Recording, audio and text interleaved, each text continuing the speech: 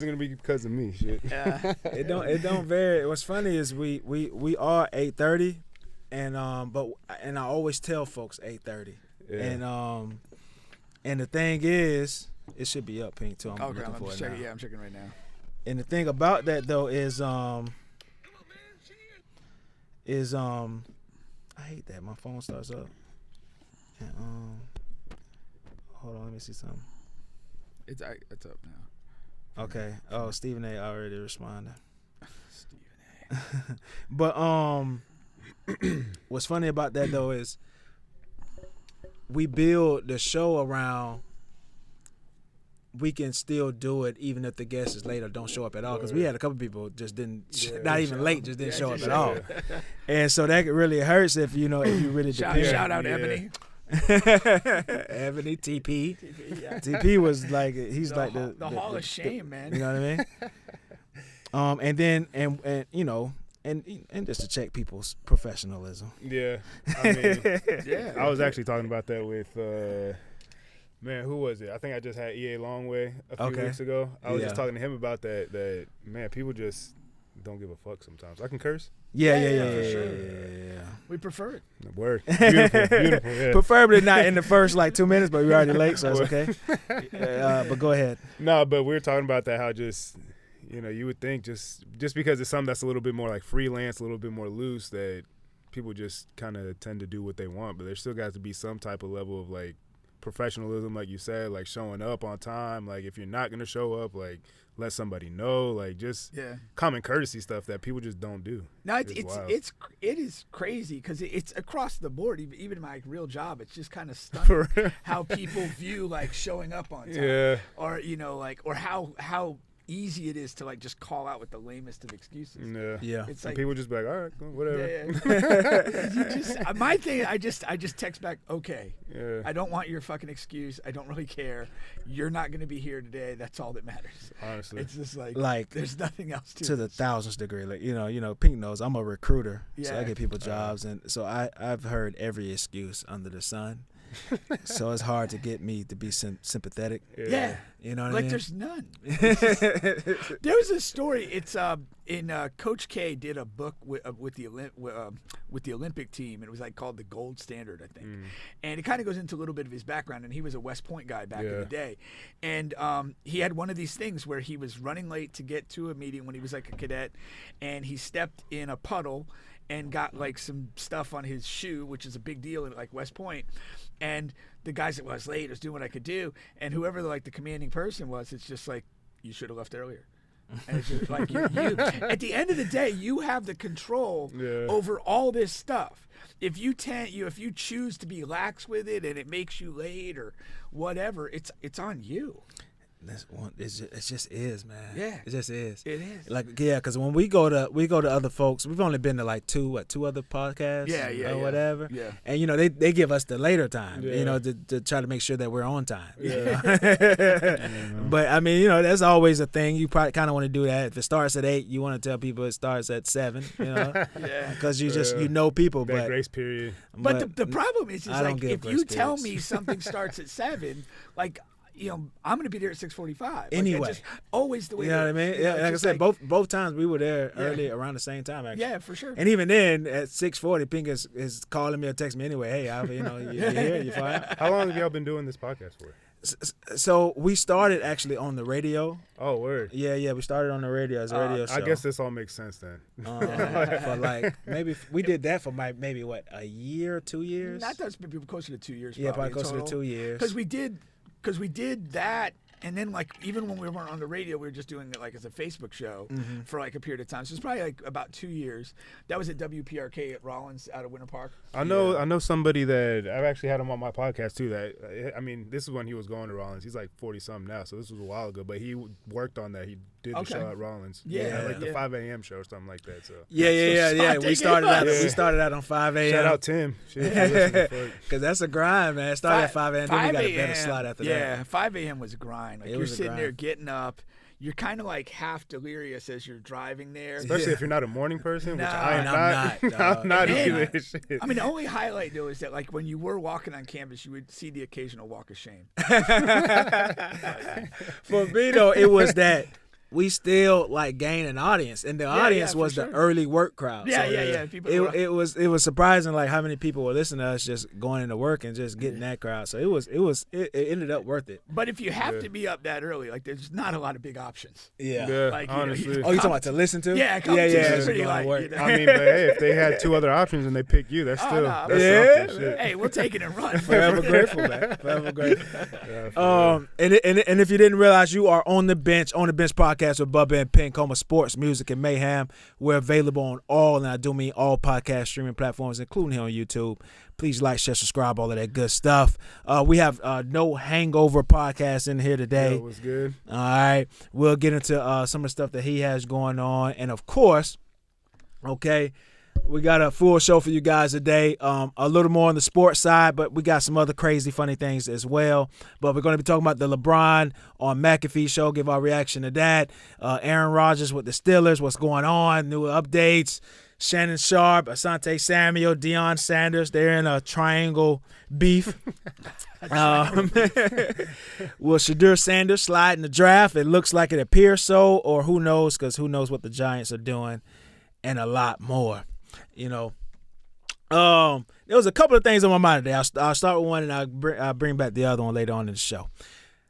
The first thing, we can only handle so much of your mind. Got to spread it out a little bit.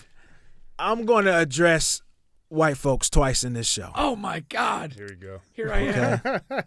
Spotlight's on you. You gonna make eye contact? Or? The first thing here is this, man. You know, the thing that pisses me off the most when I'm driving on the road is extremely old white people that drive. And see, the thing is, back in the day, people would take their grandparents and their older parents to the stores, to the banks, and all of these places. And I know, you know, rich white folks in this era in 2025, y'all running the world, you're managing and owning, directing shit, and you're off on your golf trips with your buddies in the middle of the day, and you love your what they call that, not lunch hour, they call it happy hour. Things I just can't relate to. But he knew immediately. You can't relate to happy hour? I've never been to a happy hour. Damn. You have been. But I came to yours. That was my first and only happy hour. I was trying to broaden your goddamn horizon. But you can't forget about your grandparents and your parents. You guys have just abandoned them. And they're forced to be out on I-4 and 1792, and they're the ones really that's causing these crashes. And we just got to get back to the era where we would take our people to the grocery stores and to the banks. 2 quick points. Okay. First off, those crashes are keeping me in business. So don't discount the crash. Secondly, maybe these are halfway decent white people whose parents voted for Trump, and they're ready for them to fucking die. So get out in the car, mash it up if you want, run a red light, get run over, whatever it takes. You won't be here for the next election. No suspects, no nothing. They just let it do it on their own. Yeah. The natural order of things. Natural selection. That's what that shit is right there. Yeah. Yeah. Wow, Juan's a big, it'll sort itself out. Yeah. Like It all sort itself out, man. That was on my mind, man, because, you know, we're a big back in the day guy, and that's when the world was really great. You know, I guess again, whatever. Before. Simpler times. All right, here. Let's start with this, because I saw the whole LeBron interview with Pat McAfee. Yeah. Did you see? I know Pink saw some clips. I saw clips. Okay, you saw some They clips. started coming out like quick. Yeah. On social. And the thing is that it came out of the blue. Like it was like one of those Beyonce surprise albums. I didn't know this was coming. We know how excited you get about those albums. Let me get my Vaseline ready. And so I saw, the first thing I did see was the Giannis clip, and then I said, oh, he must have, when did he sit down with McAfee? And then then it was coming out today, and so I saw the whole interview. Okay. I work from home, so I just, whatever. I took an hour off. And but so two things. Number one, right? What people want to know, like, why did this happen? How did this happen? And black Twitter is like, oh, LeBron had to sit with the white man for his first big interview. That's going around. Listen, but for people that don't know, right? Stephen A. Smith and Pat McAfee, they have a rivalry. I mean, they're the two highest paid at ESPN, right? Yeah. So and Pat naturally. McAfee was the highest paid for a while. Yeah. And Stephen A. did not like that because he was the hardest working man in ESPN. And he was the face. He got tenure, too. And he had tenure, and Pat McAfee came right over and was automatically number one. Sometimes that happens. And Stephen A. was pissed about that. And so they have that rivalry. It's not like a hatred rivalry, but it just is what it is. Of course, LeBron knows that. And so I'm 99.8% sure. I see where you're going with this. Yeah, you think that shit was strategic? You think he planned that? It was a Drake Kendrick type of move. And so he decided, okay, I'm gonna do a long sit down with Pat McAfee. I never do these with anyone. Yeah. But since I really don't like Stephen A. anyway, just an extra dig at Stephen A. and I think this is the reason why. Makes sense. Okay? I like it. Yeah. Yeah. I guess when you're that rich, you can be that level of petty. 100%, 1,000%. Right? And then, okay, now you get Kobe saying, we in here. Yeah, what's going on, man? Champ said, you're going to make eye contact and laughing at your joke. Hey, appreciate you, Champ, man. I appreciate you being a fan of our content, man. All right.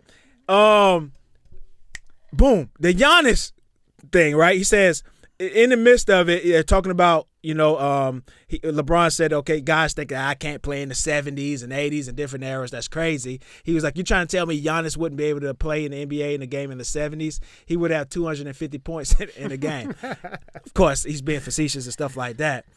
And Pink knows I've always been, since the beginning of the time, on the other eras are just not as good as this era. I've always been that person. Over the course of time, it just begins to be like dumb to argue it or whatever. It seems silly. Yeah. But that's me. Giannis would fucking, the old guy, the doggy, Mad Dog, was on First Take. Oh man, I saw that little quote that he had. He was like, what is LeBron talking about? You ever heard of Dr. J? Dr. J? He's way better. Responded to this today. Yeah, because the Giannis clip came out first. That's the same dude that he loves JJ tore apart. Yes. Back in the day. Yeah. Okay, with Bob Cousy. Yeah. Okay. And he's like, yeah, you ever heard of Dr. J? He's no Dr. J. And I'm 76ers diehard. I love Dr. J. But Dr. J is like 6'5", 6'6", 190 pounds with the afro. Like, come on, man. Giannis is a fucking – he's no fucking Dr. J. He's a man-child. He's 6'11". He's jumping out of the roof. He's strong as shit. And even now he has a mid-range turnaround. Yeah. What a lot of people don't know, and again, Pink, like, loves fucking Shaquille O'Neal and how dominant. I do? Yeah, you talk about how dominant he is. Not love like whatever. He's the best player not ever. Homosexual. No, hold on, let me get this point out. But I'm not that big of a Shaq. Okay. But a lot of people are. Yeah. And they say, and talk about dominance and how dominant he is, but like he never averaged 30 in a season. Like, there's a level. What are you telling me how dominant he is when there was plenty of other 30-point scores? It's not like nobody else was scoring 30. Giannis this year, this would be like his fourth or fifth consecutive 30-point per game season. Like, he's that dominant. Yeah. And you know what I mean? And he's a poor free throw shooter, so don't give me that crap. You know what I mean? And it's is he better mostly or interior. Worse than Shaq on the line? He's better. I mean, Shaq is like one of the all-time. Shaq was really bad. He was like shooting through in the 30%, right? Shaq. Some years he'd be like whatever 40, 50. I'm not sure where he's at like for a career average. Yeah, he was down there. Giannis is not that far, but he is poor. Yeah. No, I'm not. I mean, any top player today would have been fine in any prior era. And I think vice versa. That's not the thing. Yeah. And I do. It's a more fascinating question to look at the older players. older generation players and consider which ones really would have flourished in the modern era. Yeah. Some better than others, and not always the ones that you would think. Yeah. Is the way I look at that. But the other caveat is also the level of player development on and off the court that is available to players now that was not a part of. Yeah. I mean, Larry Bird would literally jog around French Lick for fitness. That was it. And shoot. That is that's it. Uphill both ways in the snow. Yeah. Karl Malone would do defensive slides on a hilltop. Yeah. That's the type of shit that they were doing. There's not that much stuff. And there's other components with, again, nobody was shooting three-pointers at the rate that the three-pointers are shot now.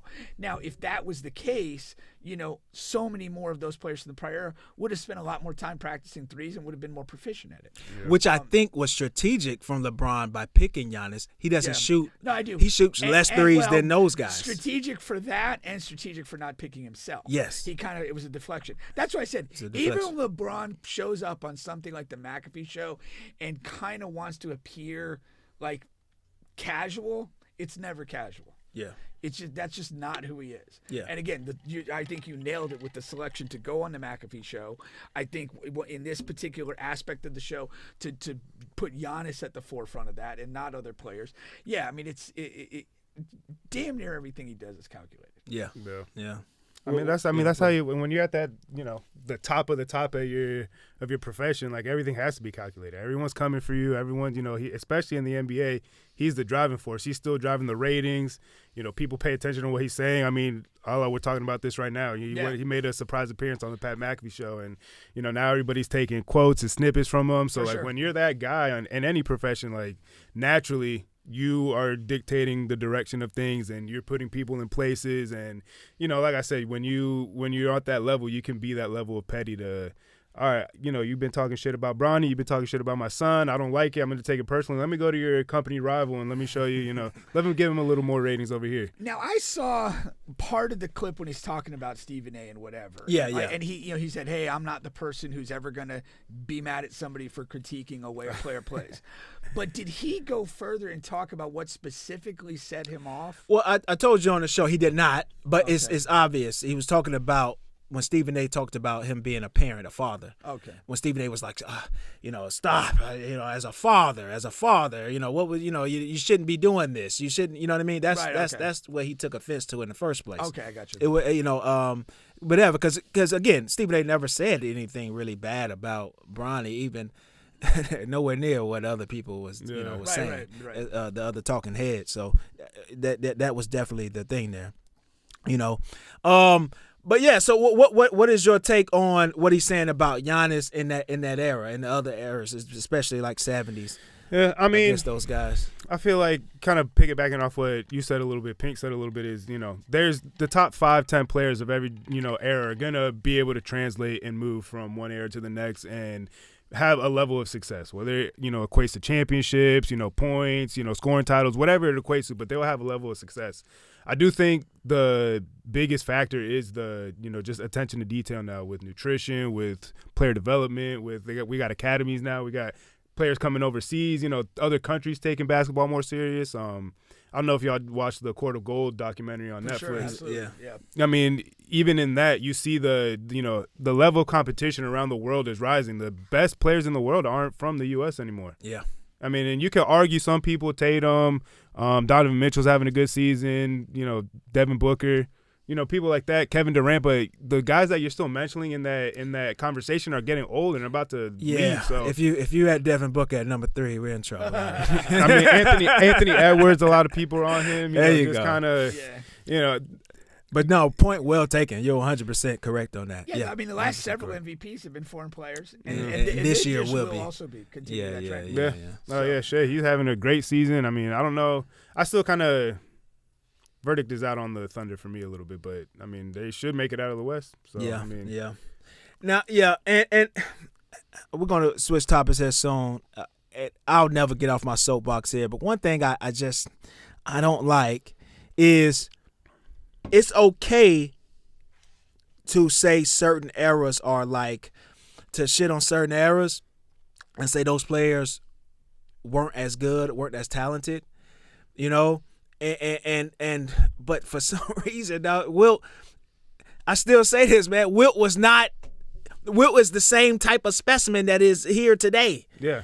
And it's not just in the raw statistical numbers. It's in his measurements, and it's in what you see, like leading the league in minutes from a center position for years and years. I'm glad you mentioned it, because I saw a picture that was posted, and it was 60-year-old Wilt standing next to Shaq. Now, when people get older, they do lose some height. Yeah. And he was still bigger than Shaq. Yeah. Bigger in both like girth and height. And and then you look at that guy, and like whether you look to like the track and field accomplishments and those sort of things, it's insane. That's what I'm saying. He was 7'1", running like Dwight, jumping like DeAndre Jordan, strong as fucking Ben Wallace. Well, that's crazy. Forget Ben Wallace.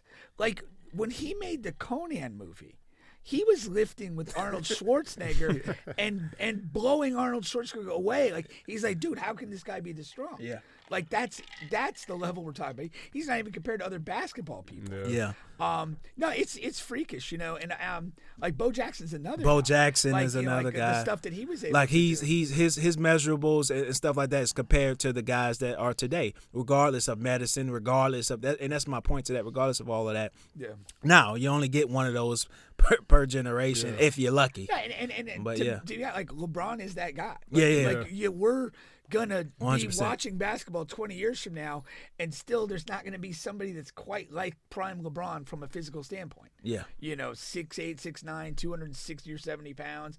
Also the fastest guy in the court.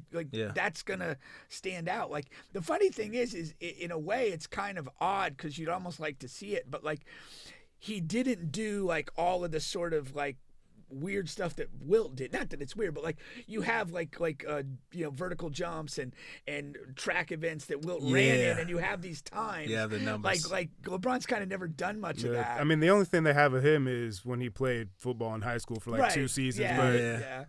But that's about it for him. But yeah, that does make sense because I mean, even like with Bo Jackson, I know Deion Sanders is going to be coming up here soon a little bit. I mean, those guys, played different sports and like things weren't as specialized then. Right. So you had the freedom to go do whatever you want. You're an athlete. Play on all the teams if you want. Nowadays, everything's so specialized that if you don't get into a sport early enough, unless you're just a freak of an athlete, you're not, it's going to be hard to get to the next level, whether that's, high school, college, pro. Like, you have to get in early now. Yeah, you kind of like miss the bus if you're not in pretty early. Yeah. No, again, unless you're like, there's certain sports like football is one that you could take a guy that's never played, and if he's athletic enough, then, you put him in college and, he'll be able to get that kid from Boise State. He played he was in Egypt. Never played football, anything like that. They got him in Boise State. Now he's going to be like a first or second round pick. And Jordan Mailata for the Eagles. Yeah. Go Birds. Hey.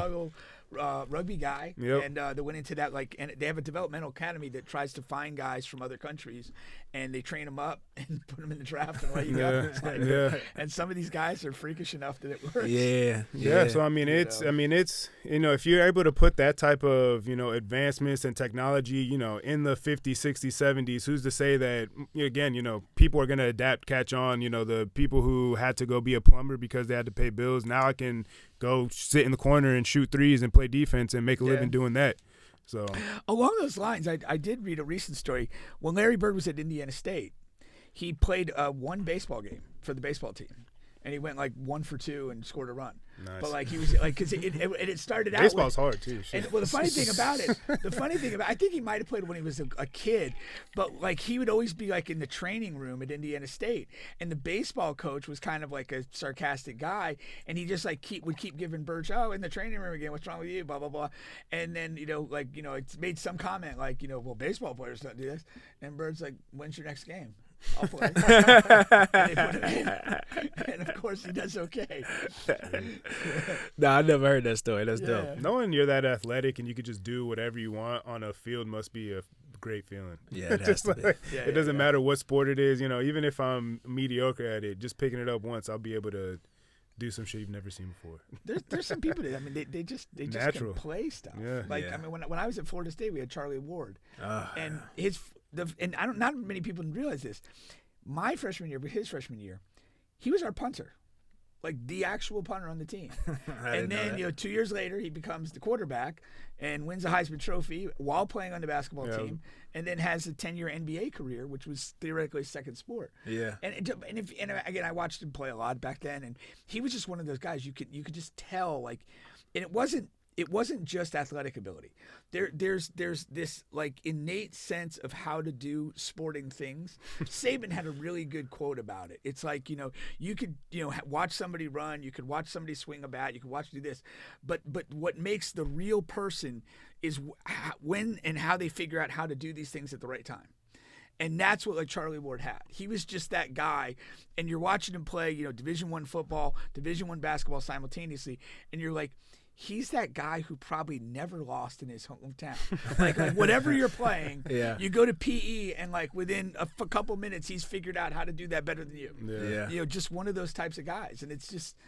They're just super gifted. Some people got it like that. Some people just got it like that. Yeah, super crazy. I always say that. Yeah, I think he would have been a football player in this era. Yeah, I think definitely would have been. I think so. Yeah. Because how tall was he? Only like 6 foot. Yeah, now man, the average height in the NBA is like what, 6'7", 6'8"? Well, I mean, no, don't get me wrong. I think if he would have wanted to go to the NBA, he still could have in this era. But I'm just saying now they're more acceptable to shorter quarterbacks. Yeah. In this era. Yeah, like, when you were back in the 90s, when he's coming out in mid 90s, it was still very much like the prototype quarterback with size and whatever.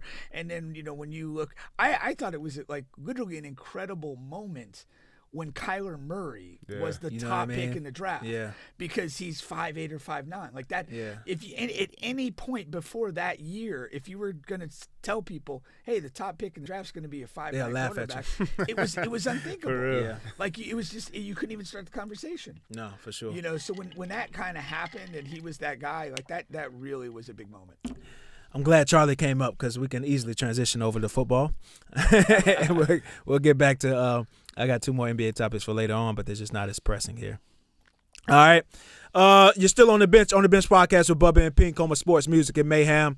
Okay, we have the No Hangover Podcast here. By the way, where can they catch No Hangover Podcast? We're on YouTube, Spotify, Apple Podcasts. We do have an Instagram at No Hangover Podcast. Those are mostly the main ones. We're working on getting on other platforms, but I mean they're easy access. YouTube is for everyone. Worldwide. So. Check us out. Sure. Like, comment, rate, subscribe. Let us know what we're doing, what we're not doing, what you want us to talk about, all that good stuff. So, what do you mostly talk about? Man, we talk about everything. Music, sports, relationship stuff, life stuff. We'll dabble in politics. Just anything. Honestly, I'm definitely into just getting around new people and being able to pick their brain a little bit. Getting people on that might know a little bit more about something that I don't know about, and again, just kind of like I said, ask questions, be curious, and shoot the shit like this. Talk about sports. I mean, that's always fun to talk about. It's beats arguing about stupid politics. Wait till we start talking about hoes. Hey. Who doesn't like talking about hoes? That's on the way. That's definitely on the way. No, that's dope. That's dope. I wanted to get into this Aaron Rodgers thing here, man. God. He's still technically a free agent, okay? And what's going on here, we're going to get to the Giants and all of that other stuff, the quarterback carousel, but it looks like Pittsburgh may be left holding the bag, or if you're playing musical chairs, there's just the stupid guy standing up. I think it's holding the bag of shit. Let's be specific. Might not be bad holding the bag, but it's a bag of shit. You're in trouble. Yeah. Yeah, I think it's horrible. Steelers have badly misplayed this. I mean, they've been. It seems like for the past 7-8 years, they've been trying to piece it together on offense, and their defense is always otherworldly that they can get away with it and still, get 8, 9, 10 wins. But come playoff time, you need somebody to score on offense. Like, you can't rely on T.J. Watt to go get a sack and return it for a touchdown for real on every possession. So, they have been just kind of throwing shit on the wall and seeing what sticks. And, I think my guess right now, if they don't get Aaron Rodgers, they maybe get someone like Jalen Milroe at the end of the first or something like that, or Jackson Dart. I mean, right now they're planning on starting Mason Rudolph, so I feel like that kind of tells you. And I love Mike Tomlin. I think he's a great coach. He's been there for how long now, and he's got a a Super Bowl appearance, won one. So, you know, the Steelers don't usually fire their head coaches, but at a certain point, you know, you got to figure it out on offense to an extent, like, and not just going in there looking like you just, all right, this probably will work, and just crossing your fingers is what it seems like they're doing. No, 100%. 100%. And go ahead. No, I mean, they've never replaced Big Ben. But my point in this Aaron Rodgers thing is he is not the guy. He is, I mean, there's nothing left there. There's the shadow of a great player, and he ain't great anymore. And if you've held on through this whole free agent window to sign him, it could be the worst decision in the history of franchise. Without a doubt. You think he has nothing left in the tank? Nothing left. He's shooting blanks. Hell, he can't even get hard. Yeah. He can't shoot anything. Not even with the blue pill. No. He's got nothing, man. It is wild, the kind of the trajectory of how that went from, you know, he came off an MVP season with the Packers, and then, you know, I want out of here. This isn't working for me. You know, grass is greener on the other side. I want bigger, better things. He goes to the Jets, 4 plays in, done. And then just like the cause and effect from that has just been like. Well, the Packers, man, I mean, just what a hell of a move to, like you said, off an MVP season, just knowing like this train is coming to an end. I know he won MVP really recent here, but we're going to draft another quarterback, and it was so controversial at the time because, like you said, Rodgers is coming off an MVP. What are you getting another quarterback for? And God damn it, they were just got geniuses. Yeah. It's a transition because a tradition, because that's what Rodgers was. Yeah. At the tail end of Brett Favre's prime, they drafted Aaron Rodgers, and basically the same thing followed.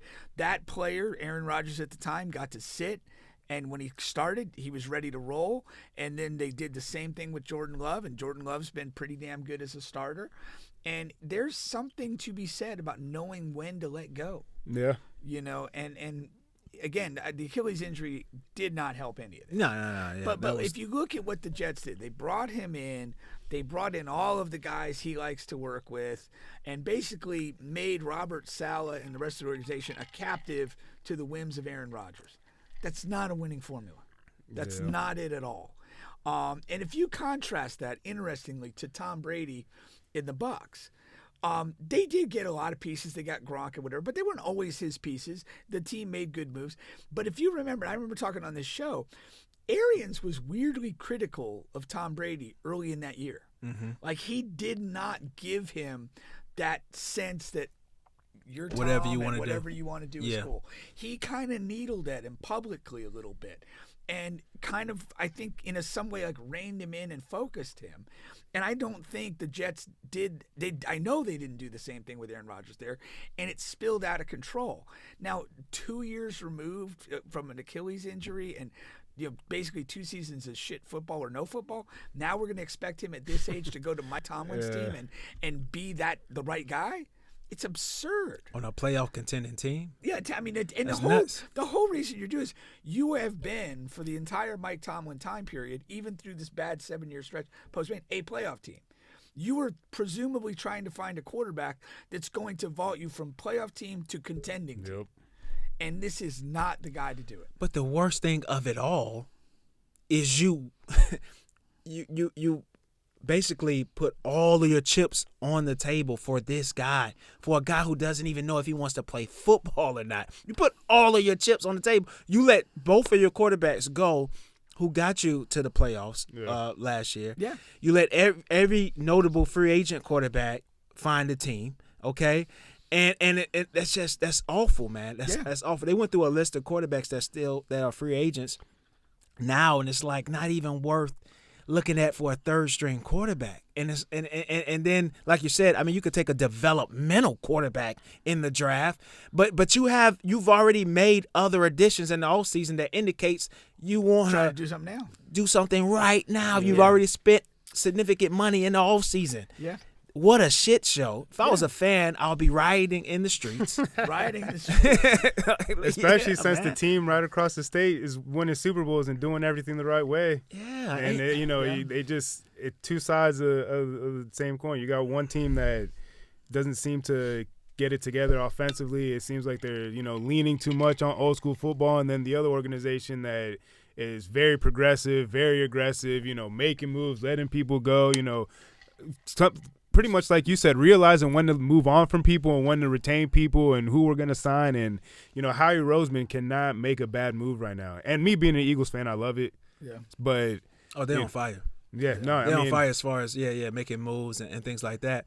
And then, in the NFL, man, it doesn't pay you at all to be average. Nope. Because what's going to happen is if you get Aaron in, or you find some kind of way to get a halfway decent quarterback in there, they'll go whatever, 8-8 or whatever, 7 wins, 8 wins, 9 wins, be on the cusp of the playoffs, maybe not make it, maybe so.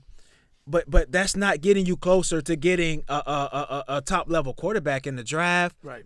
Okay? You're not going to be able to get one, and it's crazy, man. And I wouldn't want to be a Steelers fan right now. But more than likely, Aaron is coming. I mean, the luck of our show, it'll happen tomorrow morning. But even when he does come to Pittsburgh, I do not see it happening. I think it's still going to be a terrible outcome. Yeah. And they're going to wish they didn't wait the entire offseason. I mean, that being said, like, they've been doing this for a few years now, and this has been kind of the same conversation every offseason, and somehow, some way, they find a way to get their way to the playoffs, which is is that when is that not enough? Right, and that's kind of that's the question that's being asked. But again, the Steelers have showed that they're willing to ride with their head coach until he's ready to go, and then ride with him and allow him to bottom out for a year. Because I'll tell you one thing, I'll like this team a lot better with Arch Manning in 2 years. Yeah. I would. Man, he looked good in his games. If they were to bottom out. If this year was to be terrible and you get in that mix. Yeah. Just bottom out. I mean, ride with Mason. Let Aaron I respect Minnesota Vikings. They had interest in Aaron Rodgers. Yeah. Okay? Aaron Rodgers had interest in Minnesota Vikings. Minnesota Vikings 2 weeks ago, a week ago, this motherfucker taking too long. Hey, that's it. That's it for us. I'm out. I don't care what team you are in the National Football League. I would not be in on Aaron Rodgers. Yeah. At this part of his career, there's no reason to do that. Yeah. None. Yeah, and definitely not be held captive. Yeah, the fall from greatness is a fucking tragic one. This is not an indication on Aaron's a career. No, not at all. He had a great Hall of Fame career. We're just talking about Aaron Rodgers in 2025-2026 season. All time, he's probably one of the purest passers the league has ever seen. 1,000%. Yeah. I would have been saying the same thing about 40-year-old Dan Marino. Hey, it's over, man. That motherfucker go sell cars on South Beach. It's over. What car commercials was he in? Call Courtesy? Is that what it was? Yeah, some good commercials, man. Dan was in movies. He was in Bad Boys. He was in Bad Boys as a car salesman too. As a commercial Ace Ventura. Ace Ventura. Yeah. Okay, I didn't know that. Yeah. So let Aaron get ready for that, man. He was a couple years ago, wasn't he trying to be the host of Jeopardy? Yeah. He was doing that. Should go focus on that. There you go. Is Alex Trebek dead? Yeah, they got a. I don't know if he's dead, but he's dead. Oh, yeah, he's dead. R.I.P. But no, because I watched Jeopardy with my grandparents, so there you go. See, you got a man taking his grandparents to the bank. But no, they got the dude who had the most all-time earnings. I'm blanking on his name, but that's who the host of it is. Oh, so they're all-time champion. Yeah. Oh, no, that's dope. Oh, I don't know if Aaron can beat that. I'm blanking on his name, but you probably could beat that. That's a good story. But that's a good story. That's a good story, but hey. I don't know if he's. I mean, shit. If you're an all-time champion on Jeopardy, some of those questions I have no idea. If my life was on the line, I'm like, just take me now because I don't even know where to start. But is he actually a good host though? Yeah. Okay. Yeah. He's got pizzazz, charisma. He fucking makes jokes and all this shit. Yeah. He does his thing. I'll check him out. That's what's up, man. Learn something new when you get a good guest in here, man. Yeah, it's my job to know these things. The host of Jeopardy. All right, let's go here, man, because it bleeds into the other thing. So the Giants, of course, they got Jameis Winston about a week ago. Now they signed Russ.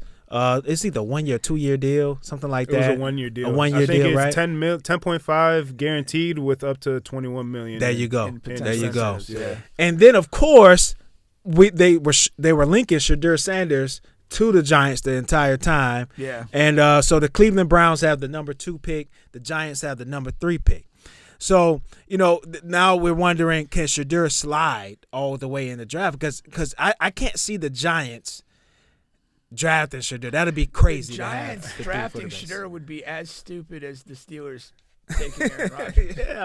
It makes no sense. I mean, you got Jameis, you got Russell Wilson. You've kind of, this is what we're gonna do. This is what we're gonna do. Roll with these guys. But they got an offensive coordinator as their or an offensive guy as their head coach. I mean, at this point, so it's like, who knows? Is what you're saying? Yeah, it's like at this point, it feels like for the Giants, especially with they've been kind of on the downtrend for the past few years. Like, you can never have enough quarterbacks. I mean, you can. Absolutely.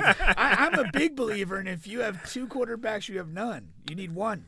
Yeah, that's for sure. But I mean, listen, if they do draft Shedeur and he ends up proving in camp that he is the starter, for me at least, Russell Wilson is the type, and Jameis Winston are both the type of guys that are gonna help him along. Not that Russ ain't helping nobody. He's helping kids at the children's hospital.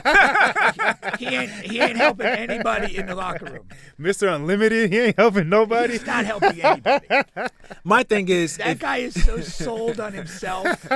He's helping no one. Each team that is going to draft, they Russell know Wilson would probably not hold the door for an able-bodied person. It's not going to make me look good enough. Each team in the draft, they know what direction they're going to head into in the draft. May not know what particular player, but they know which direction. Mm-hmm. The Giants should know if they're going to go in the direction of the quarterback for the future or not by now. They have to know that. And the indication, if they're going to take 2 veteran quarterbacks, 1 veteran quarterback and then draft Shedeur makes 1,000% sense. Yeah, if you went with Jameis and Shedeur, you're cooking. That's 100%. Yeah, you're cooking. Jameis could start if Shedeur's not quite ready. Yeah. Jameis could step in if he gets hurt, and Jameis is like a genuinely good person. Yeah. And he would have helped him along. But Russell Wilson closes that door, slams that door emphatically. It better slam that door. Or if I'm a Giants fan, I'm rioting in the streets. These are the same jackasses that let Saquon go. So never know. Put nothing past them. Now, the Cleveland Browns is a mystery. Because they have so many needs. And then you got Deshaun, who I think will never play for the Browns again. I hope he doesn't. And I'll be surprised if he plays football again. He tore his Achilles again. Yeah. Doing some crazy shit. Yeah. So he might have to give all his money back. Yeah. I hope so. You hope so? Yeah, he does. He owes it to the game. You see, he got married to the girl, and she wasn't a masseuse. Nice. It may be off a show. Who knows? I'm not believing that's a genuine relationship. But yeah, so I don't know what the Browns will do because you got the all-star defensive end Abdul Carter. You just signed Myles Garrett back. Yeah. So now you're gonna if you go with Abdul Carter, everyone likes him. He doesn't seem to have many weaknesses as a player. Now you're literally going for we're gonna build our team around 2 pass rushers. Yeah. And whatever I would like that. Whatever that looks like, that's what we're gonna do. And that would be your decision. Or you're gonna say we don't have a quarterback, and we're gonna go ahead with probably Shedeur at that point. Yeah. Because it looks like Cam Ward's going to go 1, and that would be your option. What's safe to say is if the Browns don't take Shedeur is sliding. He's going to make a big slide. A big slide. Well, because all the other teams. Because think about it. That's where I want to go to. Who's after the Giants at 3? I know the Raiders, who were rumored at first, but they made an offseason quarterback move. They got Geno. Yeah. So they're not gonna be it. Right, but they were like 8 or 9. So hold on, I have it right here though. So you got Patriots at 4. We know they're not in the mix for quarterback. Jaguars at 5. They're not in the mix. Right. The Raiders, they made their move. Raiders. It would not stun me if the Raiders didn't make a move. I mean, because like you said, that would be the veteran quarterback. No. So. They gave Geno big money. They're not going. I'm not predicting that they do. Yeah, you just saying it wouldn't surprise. I would not surprise me. It would surprise me. Yeah. Then you have the Jets. You're easily surprised. I am. Yeah, the Jets at 7. What did the Jets do again? Justin Fields. Yeah, they need a quarterback. Do you believe in him now? He's still a young guy. You would really hurt his confidence. His confidence is already low. Yeah. You would send his confidence to the gutter after that. I don't think if I win more games, I don't care about his confidence. I'm not the protector of your confidence. I'm trying to win games for the Jets. I don't think the Jets move for that. Carolina. The Jets should do that. Carolina is interesting because Bryce started playing better at the end of the year. Oh, for sure. So I think they're going to give him another year. Yeah, I think so. Saints is an option. David Carr. Because of Carr. Derek Carr. Whatever. Whatever guy's Carr. Terrible, man. Get in your car and drive the fuck out of town. A nice city, depending on what you like. But that team... They got a little bit of everything. That team is really bad. Yeah. I mean, they're worse than the other 8 teams. They scored all their points in the first 2 weeks last season. They have nothing. And I think their coaches, did they still have the Dennis? Oh, no, they hired somebody new. Yeah. Who, Aaron Glenn? Was it Glenn?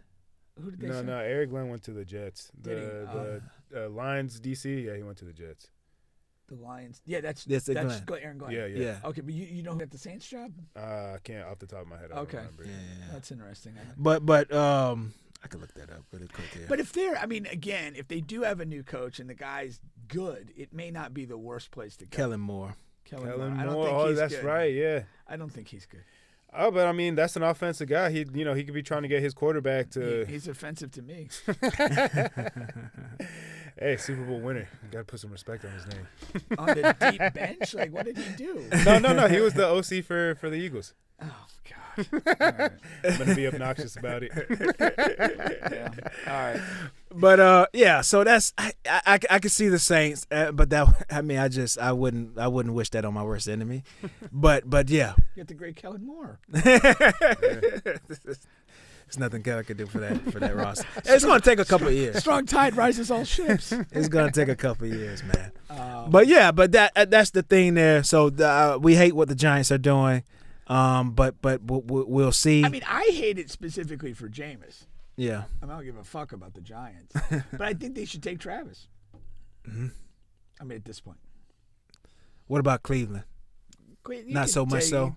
You could take Carter. I mean, Carter makes more sense for Cleveland than Travis. Yeah, I do. I think so. Okay. I don't want Travis to go to a team with bad quarterbacking. I think it's good to do that. I mean, again, I'm not a huge Russ guy, but he's not. I mean, if you draft him, what side of the ball do you want him to play? Both. Both? Yeah. He's only special playing both. I think if you just pick one side, he's not terrible, but he's just okay, a good player. I think you play him both, and you don't play him full-time offense, but you don't play him like 6 snaps a game either. He's got to be an integral part of that, just maybe not every snap. Yeah, but you got Malik Neighbors in there, and so another talented guy. So like something. I think he's a better DB. I think he's a better DB, but you got to give him, like you said, a healthy amount of snaps per game on offense, and get him the ball. So something a little bit more than like a gadget player. Oh, for sure. Because a gadget player, they'll get the 4 to 6 plays, something like that. So Deion was a gadget player on offense. So that's not what I'm talking about. I like what Taysom Hill is now. Like he's a gadget player, but he does. But he's out there a lot. No, but he does like all sorts of different things. I'm just saying snaps wise. Yeah. Not like the specific player because he's quarterback, tight end, receiver. For me, I'm looking at 40 to 50% of snaps. Yeah. Offensive snaps. Yeah, like 40% of snaps. I like that. Yeah. Like you said, that's what's going to make him special. That's what makes him special. If you take that away, I think he could be a really good DB. But a really good DB you draft into the first round, second round. I mean, I want to believe that he's gonna do all that in the NFL and play both sides and ball out and all that. But it's hard for me to latch onto the idea that he's going to be able to do it on both sides because of the fact that in college you could just be a better athlete and get away with certain things, especially if you're playing both sides. Like you said, I think he's a better DB than he is a receiver, but he's athletic enough on offense that – I'm going to tell you something. You can be that in the NFL too. Ooh, man. You can. Tyreek is just faster than everybody. He's not doing it on both sides of the ball. He's not, but what I'm saying is you're saying you don't know if he can be just that much better or more athletic than everyone else. Because the gap is closed. But I'm saying is you can. If you are that guy, you can. Yeah, did you hear the stuff about him running? No. Like, he's not running any 40s. Yeah. And there's a really significant belief that he's really not that fast. Mm-hmm. And I tend to buy into it. I mean, Yeah. he didn't create great separation. No. He didn't run by people, and I can't recall a single play. Short area quickness he has, but I can't recall a single play in his Colorado career where, like, he touched the ball and just disappeared on people. Most of his catches are like contested, crazy grabs. Yeah. You know, because he has really good hands. I mean, his ball skills are even ball skills. He's mostly like a possession receiver. Even in with that a little more BYU pop. game, he caught like a slant and had open space, and he still didn't score. Yeah. Like, it wasn't like he got to a crease and was just gone. Yeah. You know, I think that's kind of a significant thing. No, it is. But he's in incredible shape. You know, he's in incredible shape and all of that. And I think that's what's going to have to carry him over to his next level. But it's never been done, like you said. Yeah, so I mean, it's like, you know, we've seen people kind of, again, sprinkle in, maybe special teams they'll return, or maybe they'll get a play or two at receiver, but nothing like at the rate that they're saying that people want Travis Hunter to do it like that. No. He's going to be, mostly defense, but he's going to see some time on offense, and, like, that's the plan. Like, there hasn't really been an athlete been drafted into the NFL that has this type of talk around them. So that's what makes it a little bit different. Like, he's literally – well, he wants to be drafted as an ATH. Yeah. You know how they come in high school. For real. Now, athlete. now, Deion Branch is the guy I always say, because he did it, to my remembrance, the most. Like, because he played full-time DB, and he probably was like 25% of the snaps for about 3 seasons in New England. But he wants more than that, you know. Yeah. And let me see what Kobe is saying here. He says, Browns are always one player away from being good 10 players ago. Since Mayfield's that's like Bruno Caboclo being 2 years away from being 2 years away. And then he says Travis is not a top 5 receiver. But he is a top 3 cornerback. Yeah, better DB than receiver. Now, on this next one here, and matter of fact, before we get go ahead. One of the I want him to have the opportunity to fail. Yeah. I don't want this to be kind of like restricted away from him. Yeah, don't protect him. If he has the ambition to do this, the team that drafted him should absolutely commit to letting him do it. And if it turns out that he's just not as good as we thought we were or thought he was, or that he's just a guy that ends up having to pick a side and keep his career alive to do that, fine. But let's have the ambition to let him do this and maybe give us something unprecedented. Yeah, for sure. Because that's the problem. Like, if you look at, when people and opportunities are restricted, it steals it from all of us. Yeah. That's the thing. It's really the story of the black quarterback in the NFL. Like, guys could have been doing this shit for many, many years earlier. But it's like there was the restriction notion of, this is what a quarterback's supposed to look like. And we get a bunch of these honky-ass motherfuckers. And that's just not, that doesn't help us. We need to take away limitations and let people try to be great. Yeah. And, like I always say, the game will sort it out. Whatever we think right now, like, the game's going to sort this out. Yep. Maybe he does it. He's this two-way guy for the bulk of his career and has an impact on both sides.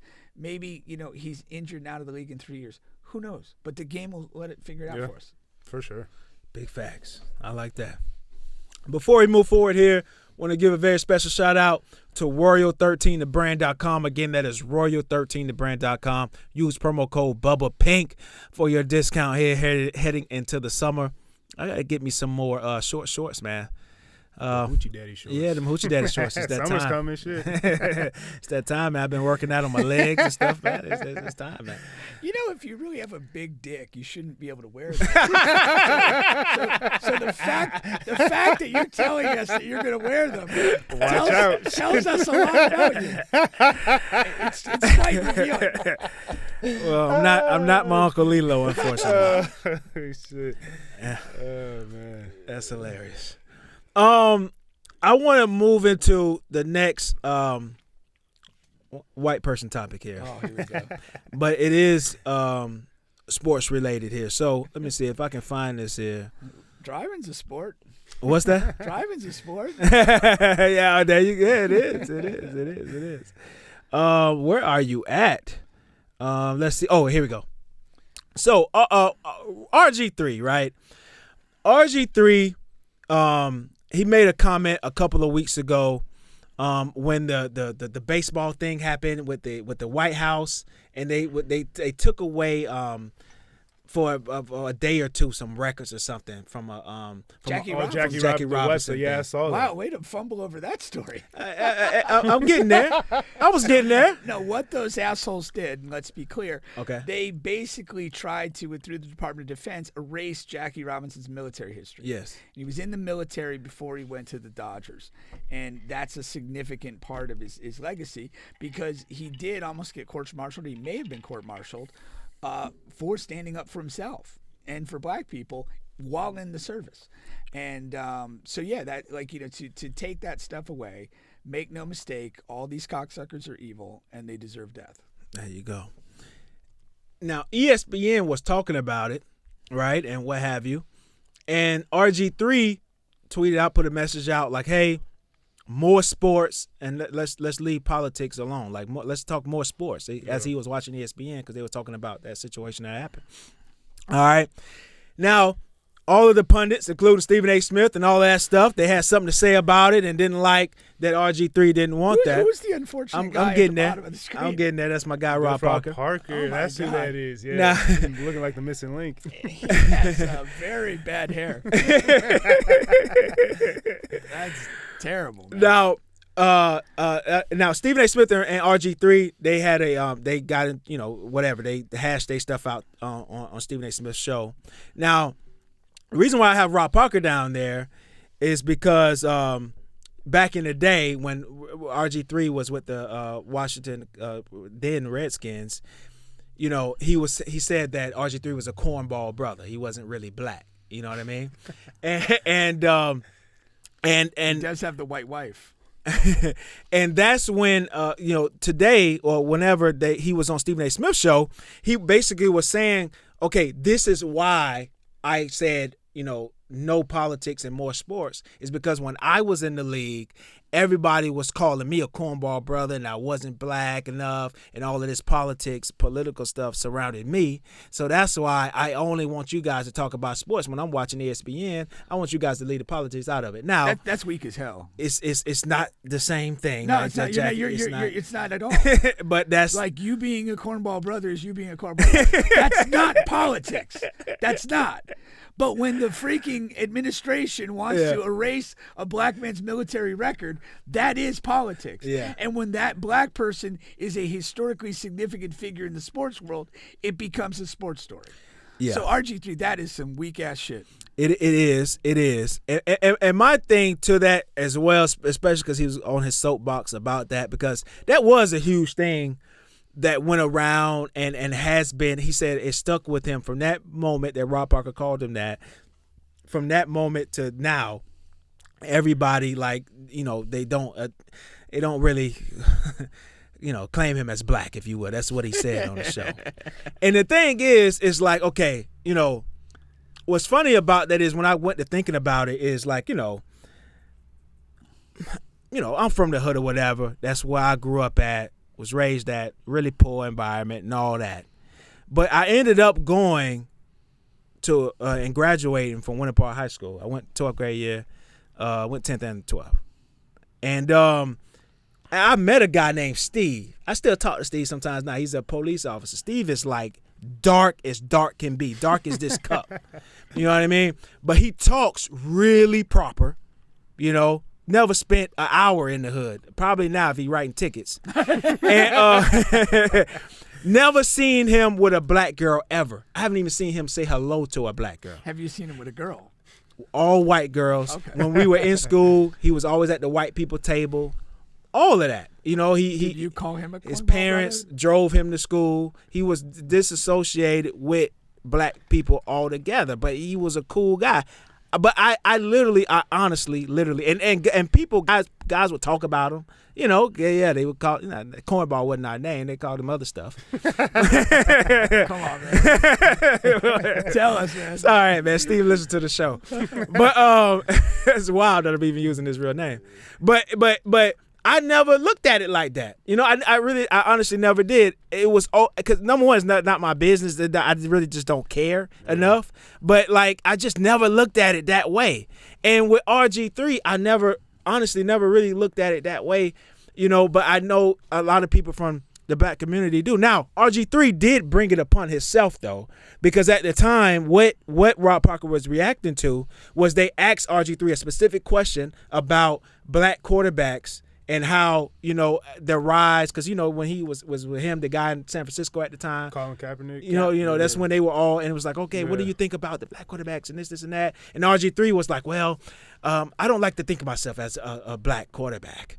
I'm a human quarterback, and that's just and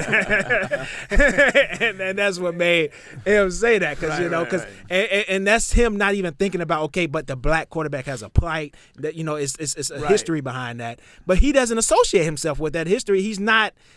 You know, he's not in that car. He's different. He's in the fucking Beverly Hills car. For what it's worth, like, you know, he was a military brat. Okay. Came from a heavy military parent. I don't know for certain. I would imagine most military brats end up living in a lot of different places, even potentially overseas for some part of his childhood. Again, I'm just speculating, based on general things. So, I mean, his upbringing would be a factor in obviously how he develops and how he is. You know, I'm not necessarily excusing to kind of avoid the plight of black quarterbacks in a question, but again, he was potentially being authentic to himself, and that is going to be interpreted, you know, differently depending on who's hearing the statement. You know, for sure. It's, you know, again, at the end of the day, if you are a good person and you bring value to society, on some level, we should all be okay with that. Yeah. And, you know, but we do live in sort of like analytical and critical times. And it's, you know, it's okay to call somebody out for something, you know, and because the thing about it, and I don't know how this resonated with him, apparently not well if he's still bitter about it, but, you know, maybe by getting backlash to that comment, he might have, in his own time, processed and say, well, yeah, I am maybe part of a bigger thing here. Yeah. Or I'm kind of not, you know, I'm kind of shunning a light on something that maybe I need to acknowledge in some way. And that's kind of like human growth. We don't grow if everything that we do is completely comfortable and this is just how I grew up and how I was raised and everything I do thereafter is okay because it's a product of that. You should be an evolving person on a daily basis based on the information you're taking in. And part of the information you take in is going to be criticism. Yep. You know, and it's kind of, in a way, it's kind of odd for an athlete to not be able to take criticism. Because, you know, as you're growing and developing as a player, like, you don't get better if you don't come to grips with things that you're not doing well. You know, and so you should be a successful athlete, should be somewhat ingrained to the notion of accepting criticism and figuring it out. You know, hey, you're crap at doing this, like your footwork's terrible, or whatever the case might be. You can't shoot the basketball. Well, okay, I really don't want to shoot it well. I either put in the work to get better at that, or I'm putting a cap. Yeah, or you become Ben Simmons. True. You know, that's what it is. And so, like, it's a little weird that he's kind of still clinging on to that, as far as that goes. But again, like, part of the stuff you do bring on yourself. If you want to make that comment and sort of, you know, make an exception of yourself from the rest of the black community, and you're going to go on to marry a white woman and kind of be this, and he is kind of a corny guy. Yeah. It's not a lie to say that. It is, man. Yeah. You know, it's funny because Stephen A. was on the video clip. He was like, listen, I like you, but nobody else at ESPN like you. He literally said that. That's why they let his ass go. Yes, they let him go. He was one of the many people they let go, and that's nobody likes you. he kind of, one of his things when he was calling games is he liked to work in like kind of like corny, almost sexual comments. But a lot of them were kind of sexual. Oh yeah. Like there was some guy, I literally think his last name was Orgy. Played for Michigan or something. Yeah. And it's like, and he's just like, the guy scored a touchdown, and he's like, we've got an orgy in the end zone. And he knew what he was doing. That's what I mean by catchphrases, but you're saying sexual, but that's what I know him from, like corny catchphrases is what for sure. He wanted to be that guy, but it just didn't catch on. That shit's pretty funny though. It was.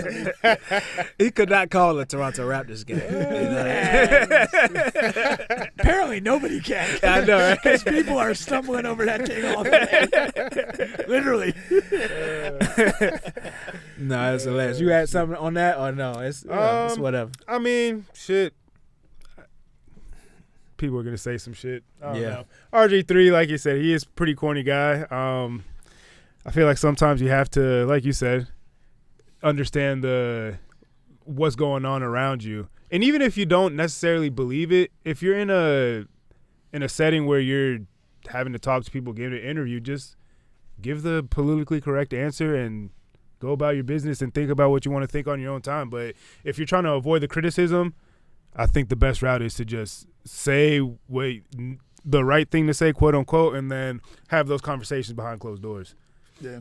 That's for sure. Two quick things on this. But that really wasn't big on white people. I was expecting more of an attack. I know. No, not an attack. I didn't attack the first time. Which is, I do have to add that it's kind of funny that Rob Parker did say that because I hear people kind of say the same thing about him. Rob is a little on that lane too. Yeah. Rob is a little in that and lane I fuck too. with Rob Parker. Him and Chris Broussard had that show on Love it, man. on Fox. Yeah. Chris is just left recently. Did he? The Odd Couple, yeah. But that's like my favorite show. Yeah, I love it. Especially when Chris was there. For a whole different reason, I don't think I could listen to him for very long. Who's that, Rob? Yeah. I mean, I kind of put him up there with Charlemagne for different reasons. No. No. Rob, their physical appearance. But I was going to say, Rob is a guy you wouldn't listen to because Rob does go. Sometimes I think he goes over the line intentionally. Yeah. Like he'll say wild shit, I think, for clicks, but he makes it believable. But we know. I mean, all the great ones do. Sure. Yeah, I think all the great ones do. Like I said, we know what it takes to be a viral podcast. I'm just not willing to go there. Yeah. But two things on this really quick. Number one, that's a good point you bring up because I didn't think about the aspect. But to tie that to the Cornball Brothers, that it had to be Stone's mind. And I think he's been waiting. I don't think he wanted to bring it up or do it on his own platform out of the blue, but I think he's been waiting for something he can tie to that. For the opportunity to talk about that and hash it out with somebody and just call his heart out. Like, or the only other alternative is that, like, he immediately regretted what he said and didn't want to address the reasons he said it, and he just kind of floated that old thing back in there as just a diversion. Just as a diversion. Like, I'll talk about this because it doesn't make any sense. No, it doesn't tie. Issues and, the politics involved in each issue. I mean, there's no politics involved in your issue, and there's significant politics involved in the other, and you're trying to draw that thing. Either, you really are like, you believed what you said, but you're uncomfortable with the actual backlash you're going to take, so you just kind of throw this other thing out there and say, yeah, y'all fucked with me. Another thing. Either way, respect for RG3 is it's like Tesla stock. The other thing is just because he's a friend of the show. My first white friend was... Not me. Fucking John Mcafee. Oh, of course. Yes. And he wasn't really even a friend. He was just a... Did you go to John's house? No, I've never been to John's house. Then he's not a white friend? So he really wasn't a friend. But he was just a guy, because it was a 9th grade center, so I'm fresh coming out of Edenville, all black people and all of that. And he was just he was a weird white guy to me. But he was a cool, weird white guy. In what way, though? How is he weird? Well, he would always, every time he saw me, before he knew my name, before I even knew what the fuck, where I was, he would always just say, G on that. And he would just start quoting G-Unit rap lyrics and stuff. That's his way of conversating. Okay. So I was like, oh, damn, I think he's a little off, but he's cool. He's cool, though. And wait, did you have like a G-Unit shirt on? No, it's just... How did he associate? He's a white kid that listens to rap music. Right, and so he sees me, and that's the way he wants to relate. So if we think this through, that G-Unit became John's standard greeting to black people. To me, not to everybody else. I don't know. I don't think so, because he's on the basketball team. If he didn't, maybe he greeted them the same way. Maybe so. I got to ask Willie. Unless do you think about it? Like, once you know something about somebody, if you don't know them well, that becomes your connection. Well, that's another reason why I thought he was weird, because dudes from we wasn't listening to G-Unit. I was listening to Hot Boys, Lil Boosie back then. Things like that. We wasn't listening to I knew who G Unit was, but I didn't know any songs really, unless the ones on the radio. I think we have to come to grips with the fact that G Unit might have been John's standard greeting device during his high school years.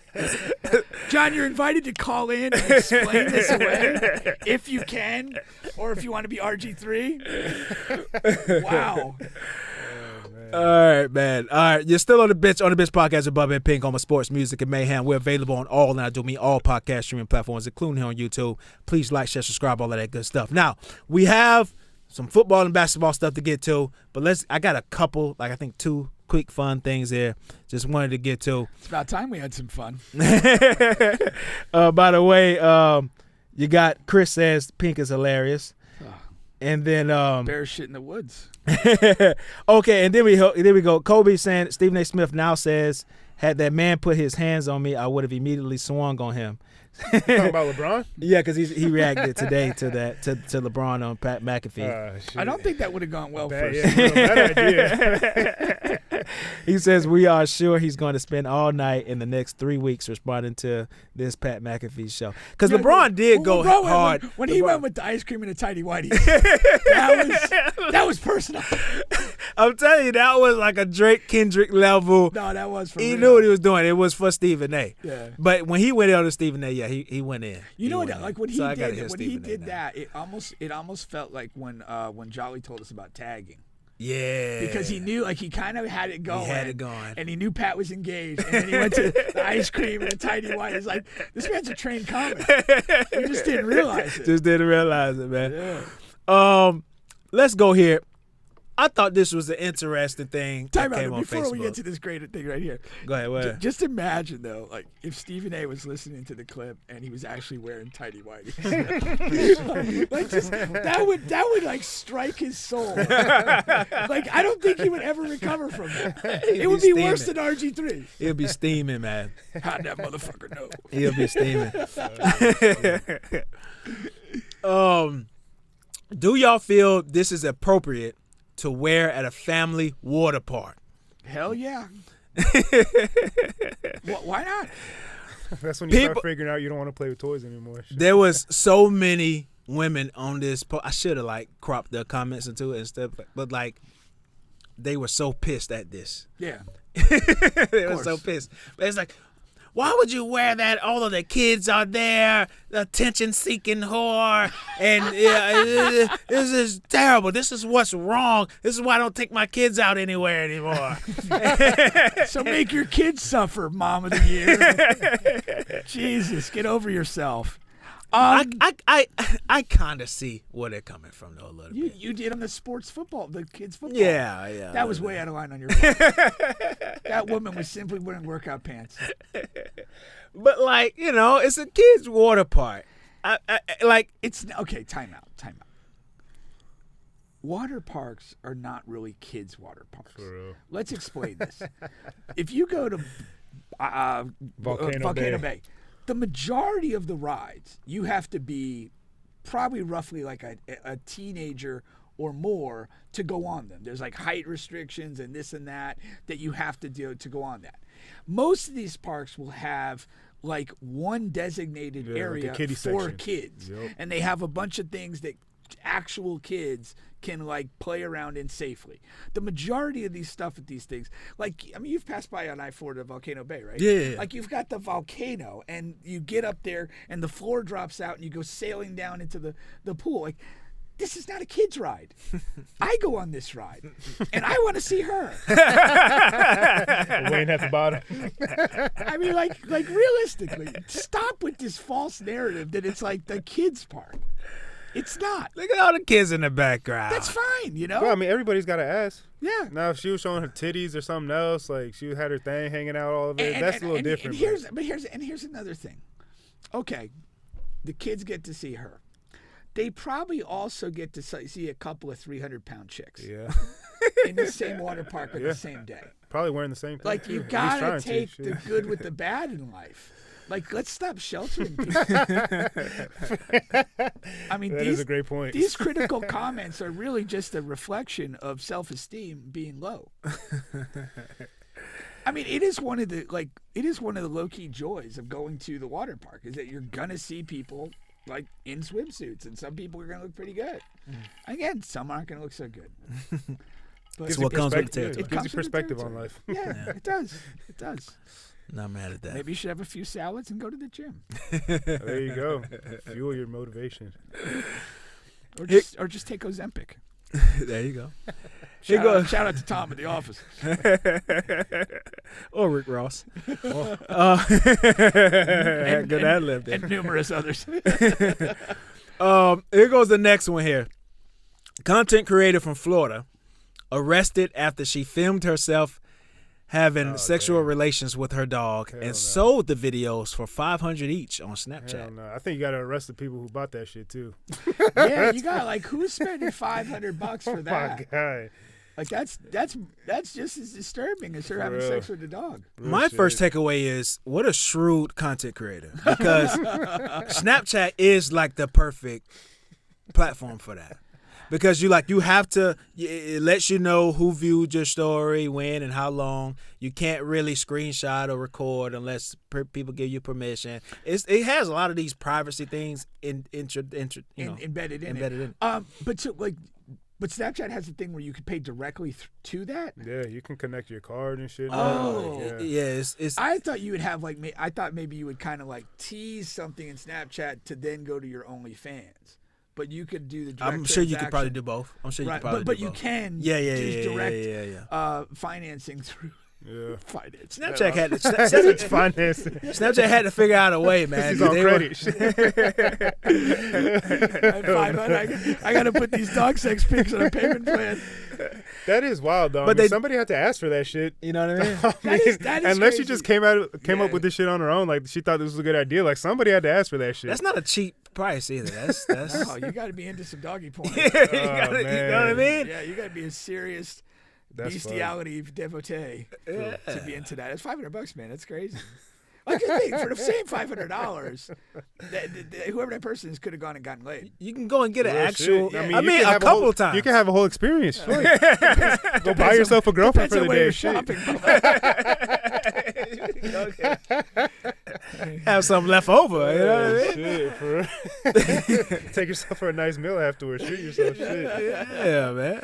Yeah, I mean that's peculiar, man. Of course, it's got to be Florida too. God damn. It is. Florida's not a real place. Yeah. Did they? What happened to the dog here? Did he end up in animal services? Or Yeah, like and then like who's going to claim that dog? That's what I'm saying. You get that dog at your house. That if dog she's the dog owner, and now she's arrested. Like, what becomes of the dog? That dog is into some weird shit. But he ends up in the pound. Yeah, until somebody picks him up, not knowing. Or he goes unclaimed. But what if he does go claim? Yeah. And that person not knowing what this dog has been through. Yeah. That dog is there. This dog is humping your leg. Might be humping more than your leg. You invite your lady over and starts a good time. And dog's like, threesome. You got to disclose that shit. I know how this is supposed to go. Yeah, man. Do dogs come with a dog fax, it's like a Carfax? I don't know. Or like if somebody dies in the house, how they got to disclose that shit. Same thing with the dog. You got to fucking this dog is a bit of a freak. Sted was involved in some controversial Snapchat videos. And does the dog get a cut of the $500? No, hell no. Start getting treats all day. At least some higher end treats. Yeah, you would hope. Getting cooked some chicken breasts instead of kibble. But Pink has this thing where people can't be. What's the word? They can't change. They can't be. Oh yeah, helped. Yeah. I'm not big on people being changed. Yeah. So she needs just to be locked up for however long you want to lock her up. Yeah. Because she's gonna get back out. At least keep her in a dog-free environment. For real. We gotta stay within our way 100 yards from any dog park. Exactly. Can't get any closer than 100 yards. Yeah. She's like a full restraining order against all of the dog world. Shit, you wonder if she has a type, maybe? Fuck. Looks like certain breed. That was like a little poodle thing. Hell no. That's not a poodle, bro. That's a little Pomeranian type shit. Whatever. Chihuahua Taco Bell. Nah, that's bigger than a Chihuahua type. Nah, hell no. Look at how small so his face is. Probably got a bigger piece on him, huh? And I mean, I hate to say this, but I don't. It's like, what actions were performed? Yeesh. $500 you can find out, man. $500 you can find Answer out. all your questions. I think it should be part of the story. I'm not paying for that. Oh shit! Yeah, do the police pay the $500 just as dig the whole case out? They gotta all for evidence. That video goes into the evidence locker. You got to pay to get it first. No. You don't think so? They'll No, they'll I'm break sure the once they paywall for that arrest shit. her, they'll have access to To her phone and her computers document. and all Yeah, that would be there. yeah. I mean, unless she like destroyed all that like immediately after the posting. So They had to. She knew they had the lick on her. She had to get rid of the evidence. Start burning files and shit. that's awesome. Throw my They're on laptop- us. Throw my laptop in Lake Monroe. Weight it down. Oh man. Let's Crazy get back world. into some sports here, man. Do we All have right. to? I thought this was interesting. We had a good run in mayhem there. Bro, you weren't lying when you said we were talking about hoes. There you go, man. Every show, man. Shit. Okay, let's go into. So Norfolk State, HBCU basketball. The coach is going to talk here. Yeah, everybody got the headphones on. Okay, Yeah. It's going to go right into it. So let me make sure I got the volume on. Okay. All right. This is now a glorified JUCO. You know, this is like Norfolk State Community College, because it's like when I say that, not because of the people or things like that, but it's just the way it is. JUCO coaches, I have so much more respect for them these days, because they have to get a new team every year or every 2 years or something like that, right? You know, now we got to get a new team every year, every 2. So we basically a glorified JUCO, because these kids, you know, until mid-majors, and not just Norfolk State, until mid-majors get the money that high majors have, we're never going to be able to keep kids here, you know, for a long time. I say it's easy to get them, it's hard to retain them. You know, you can get them because there's a lot of kids that want opportunities. A lot of kids want opportunities, but once they get the opportunity and then they blow up, it's harder to retain them because now the big boys are going to come. Yeah. So, you know, that was him talking about this new NIL, you know, and all of that good stuff, and especially on the HBCU level, because I've seen the two of the top players already enter the transfer portal, and it's, you know, it's just crazy because basketball is much worse than football, especially for the smaller schools. You know,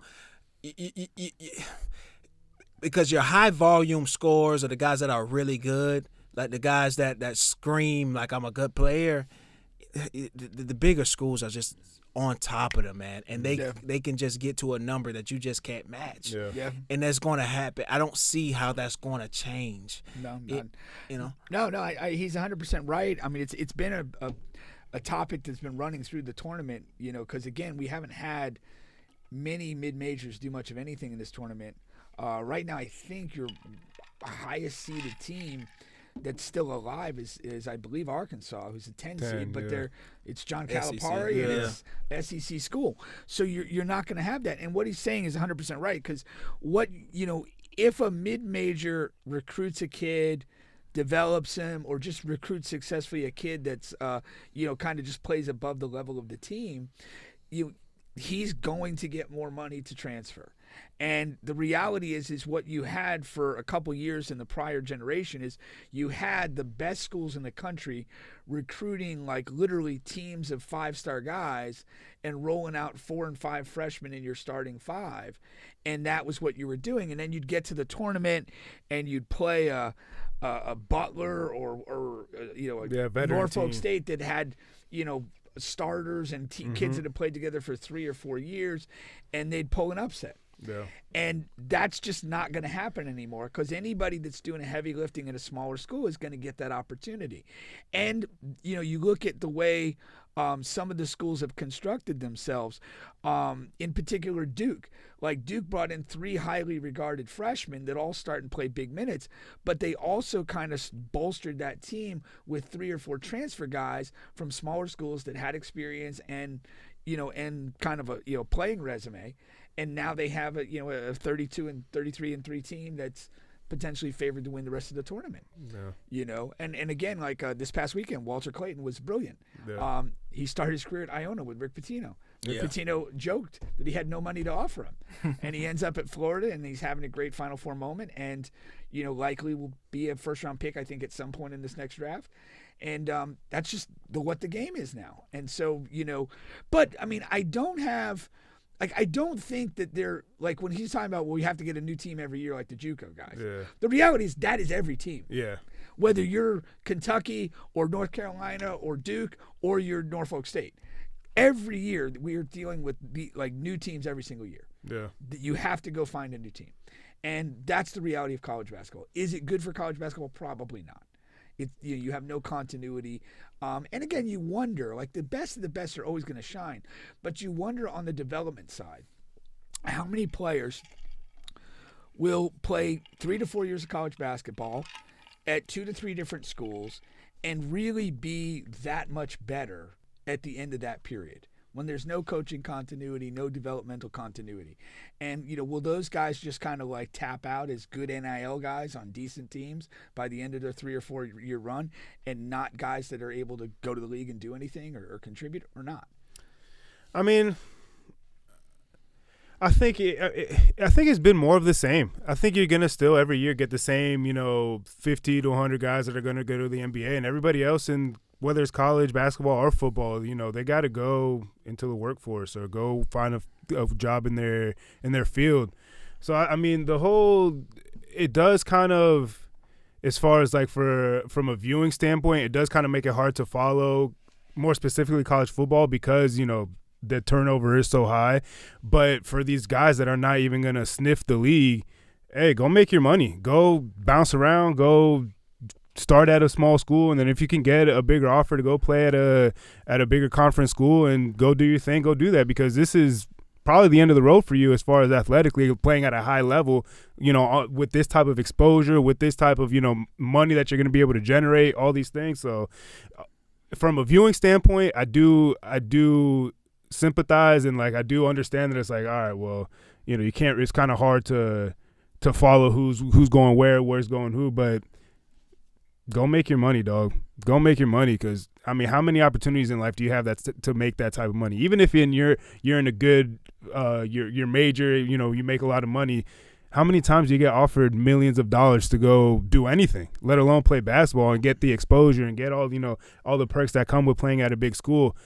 As far as the tournament, I think this year the upsets are, you know, obviously they haven't been happening as much, but I mean, once you get to the Sweet 16, Elite 8, it's usually the same bunch of schools anyways that are going to be there. You know, your Blue Bloods, you'll have, you know, a few other teams sprinkled in here and there, but for the most part, it's, you know, usually the same crop of teams that are going to make it to the Final Four, Sweet 16, all those things. So I think that it feels like this year might be a little bit of a one-off. If it continues to be a trend as far as smaller schools not getting the upsets as much, then I feel like it'll be more of a conversation to be had. But as of now, it does seem more of just kind of like a one-off. At some point, I feel like there will be some more regulations. It seems like every year they are putting more stipulations on, you know, how often you can transfer, you know, the amount of, you know, how money is being exchanged and all these things. But, you know, overall, I think it's, you know, go make your money where you can, because who knows if you're ever going to have this opportunity again.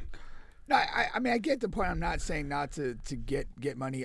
But I do think that without changes in how this stuff is handled, we are going to see fewer and fewer Cinderella runs in the tournament. Yeah. I just, without change, and you know, I'm not saying you have to change it. It just is going to be what it is. Yeah. Now, a couple of things that I think are very interesting. I mean, the amount of people that actually make to the NBA is very limited. Yeah. But what is going to be kind of very interesting, and I remember talking to a couple of our friends who play overseas now. It's like, you know, these guys, maybe they're making like high 6-figure NIL deals at some schools and stuff like that. They don't make the NBA. Now, like, you know, what is, hey, you know, we can get you $8K a month to play in Turkey going to look like?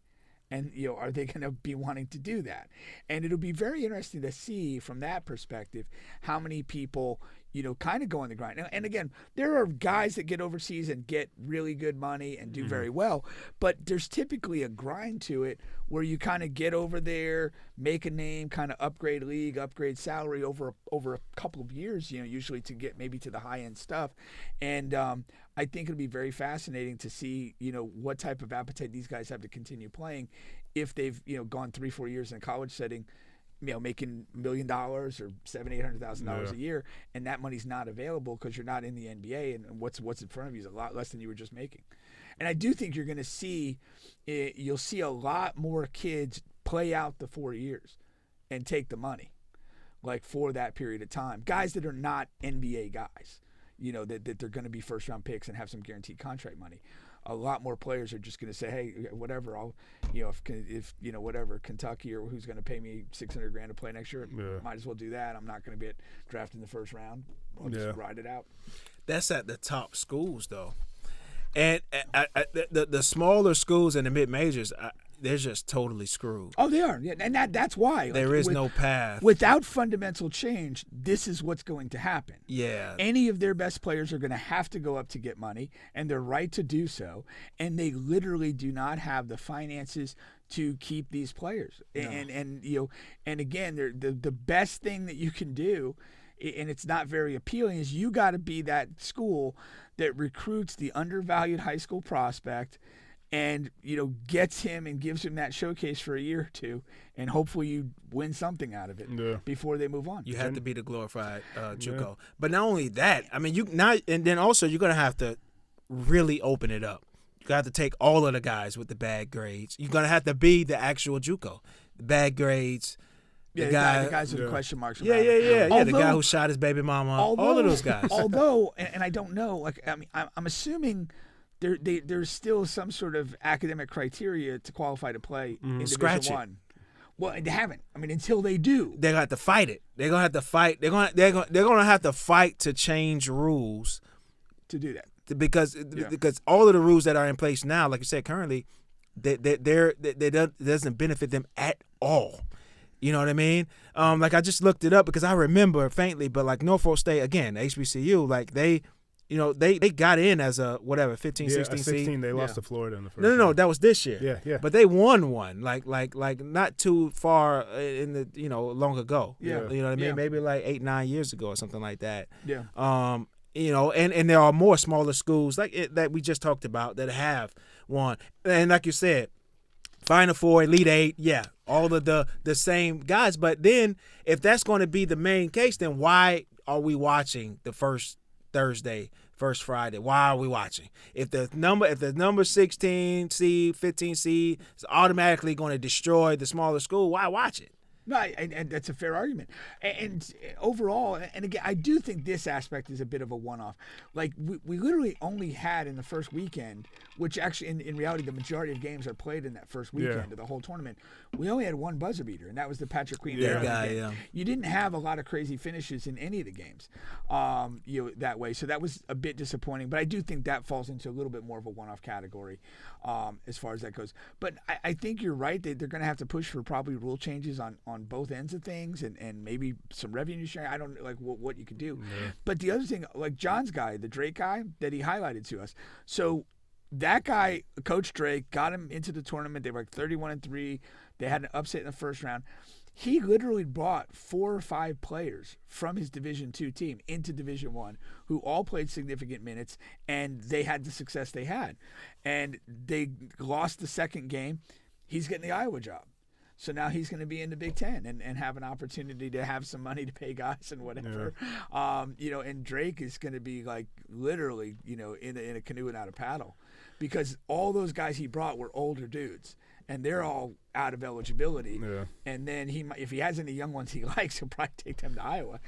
And I think we need to start moving, and just because of the way that basketball is going, I think college, whether it's the NCAA or they come out and kind of, branch off and do their own thing, kind of how football's doing, and have their own committee and all these, they need to start leaning more to doing like the European style of having these basketball academies. Just use the universities as those instead of the G League and all that shit, because, I mean, G League's great, but who's really watching? And at least with college basketball and the NCAA tournament, there is that highlight, that spot to kind of showcase what you got and build stars going into the NBA draft and kind of have some type of momentum with that.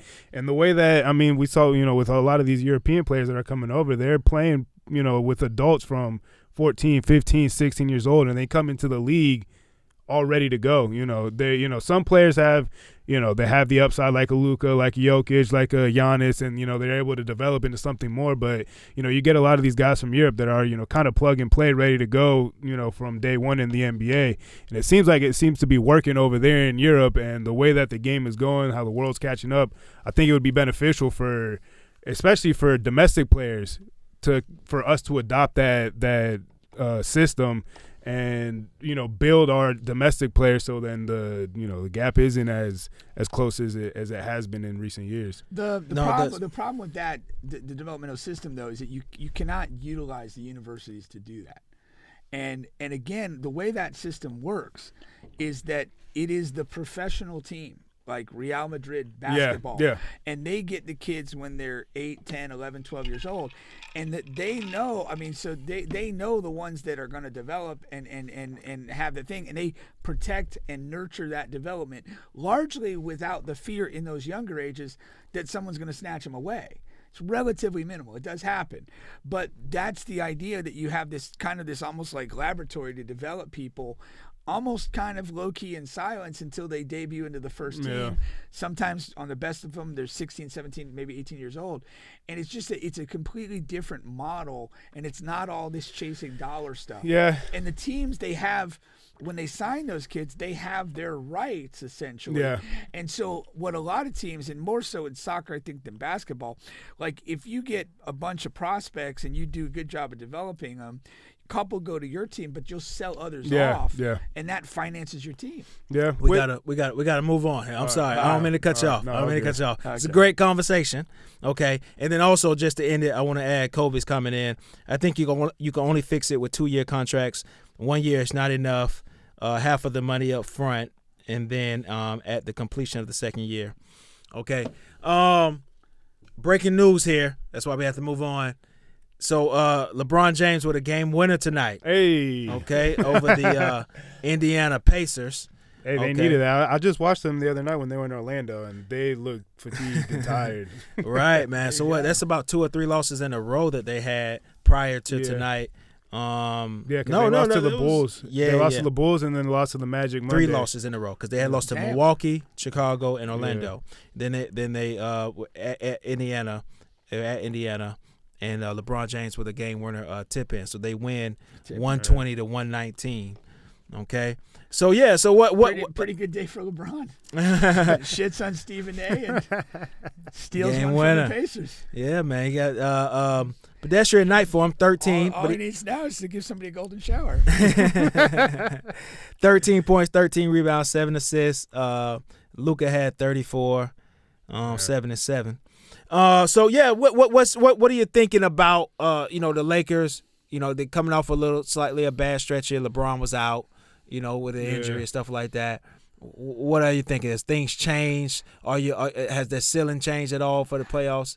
No, it's what I was arguing about the other week. Like LeBron being out is not good. Yeah, it just isn't good. Like they need to be healthy and be together so that they can gain some more fluidity in how they play, but also stack wins. Yeah. And I mean, I don't know if it's out of reach. They're a 4th seed right now. Yeah, right? but they were potentially in the mix for the 2 seed, and with him being out and them dropping those games, that might be a little bridge too far. Yeah. So yeah. I said it at the time. There was no upside in him being unavailable. Right now they're 2.5 back from the 2nd seed. Okay. Houston, and then they're how many games do they have left? It's what, like 15? Maybe 10? Oh. Yeah, because we're getting into April. 1, 2, 3, getting to the end. 4, 5, 6, 7, 8, 9, 10. Hey, shout out to me. Look at Bubba. There you go. Just has a feel for games. Yeah. I mean, listen, when you got LeBron James, I feel like even at this point in his career, especially now that he has a guy like Luka that he can bring the ball up, LeBron James can play off the ball on offense a little bit more. I mean, when I was watching the game on Monday, he seems a lot more active on defense and willing to, anchor that side a little bit more and play, crazy that I'm saying this, but play the Robin role on offense a little bit and just kind of, get those tip-ins, cuts to the basket, open for an open three if Luka's driving it out, because it is amazing how much attention Luka draws. Yeah. It is. And I do think there's an ego play involved. I mean, it's part of LeBron, because then this is the first time he's probably ever been on a team where he might not be the best player. Yeah. And there's going to be a little edge to him to be like, don't fucking forget about it. Like, and he's going to do enough every game or find a way to do something, which in the whole is great for the Lakers. Yeah. You have two guys who kind of got something to prove, who have elite talent. For sure. I mean, I don't know. The playoffs, it's different to do it when you're in the regular season, because you have a game every other night. The team doesn't really have a chance to game plan for you. So if you have the better players, more times than not in the regular season, you're gonna stack those wins. And when it comes to the playoffs, and you haven't, like you said, build that continuity, they really haven't been playing together. We've seen it with Kevin Durant trying to do it since he left Golden State, trying to just get with a group of talented players, but they only play 6 games out of an 82-game season, and then they flame out in the playoffs. Right. So that doesn't work. You have to. The teams that are going deep in the playoffs have played together, have games under their belt. Know the tendencies of each other, and it shows in these 7-game series. Because you might be able to steal a game or two, but more times than not, the better team is going to show out in a 7-game series and ultimately pull it out. So it is. LeBron is, to me, I think he's the greatest of all time. Obviously, he's 40 at this point, so it's a little, he's not carrying the same load that he did. But even a LeBron at 40, if he's playing a secondary role like that, is, with the experience that comes with that, he's been, this is not his first rodeo trying to navigate a playoffs. And, with a guy like Luka, like you said, who is now got that chip on his shoulder, people are questioning his work ethic, his commitment, all these things. Why did they trade you? And, all right. Here we go. You're the offense. Go score 40 every night if you want to, and I'll hold it down on the defensive side, and let's see what we could do. Yeah. I do feel like they do need a little bit more size, but most of the teams in the West that are the top contenders, besides really the Nuggets, aren't really that big. It's front. not, but that's not the one thing about basketball that people take for granted is they look at matchups and they say, okay, this guy versus this guy, this versus this guy, okay, they should win but that's not how basketball works. And I still think what's going to hurt him in the end, as far as like getting to a championship and winning, is it's not about another big guy that you have to guard and stop. It's literally about having rim protection and multiple of that at that position. Yeah. So when that guy sits down, you still got another guy coming up that you believe in and that you respect. Okay, so rebounding and rim protection is something they just do not have at all. Yeah. And I've never been a Jackson Hayes guy. That's what it is. Jackson Hayes has always been just an athletic lob guy, and that does. He kind of reminds me of young JaVale McGee. In the but sense even McGee can rim protect in his prime. Like now it does bode well for Luka, because Luka does need a lob threat to be effective on the court. And that's another thing. While LeBron was out, Rui was also out. Jackson Hayes was also out. Like, it wasn't just LeBron was out. I know that's they're the headlines, complete, but like, Bronny was getting like, But anyway, you need that, and they don't have that. And when the trade first happened, everybody said like, we love the trade for the Lakers, but this is a year 2, year 3 trade for the Lakers, not a now trade. And even though they have exceeded expectations in the regular season as up to now, but that's a lot on Luka and LeBron to expect them to actually make it to the finals, because this roster, they're not complete. They're not complete. Yeah, and I said it when on No Hangover Podcast, check that out.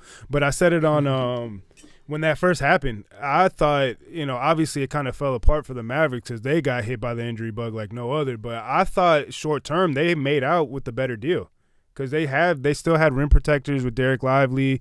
They still had shooters, Klay Thompson, Kyrie Irving, Anthony Davis coming over. It seemed like they had more of a complete team. Max Christie from that they got in that trade too. He was playing pretty well for the Lakers at the time. At the time. But again, then the injury bug just dismantled them. So it kind of derailed that, that take. But I mean, on paper, it seemed like the Mavericks had the more complete team to make a run in the playoffs. The Lakers just had the star power, and if someone's gonna do it, LeBron and Luka is a hell of a duo to make it a crazy run to the finals.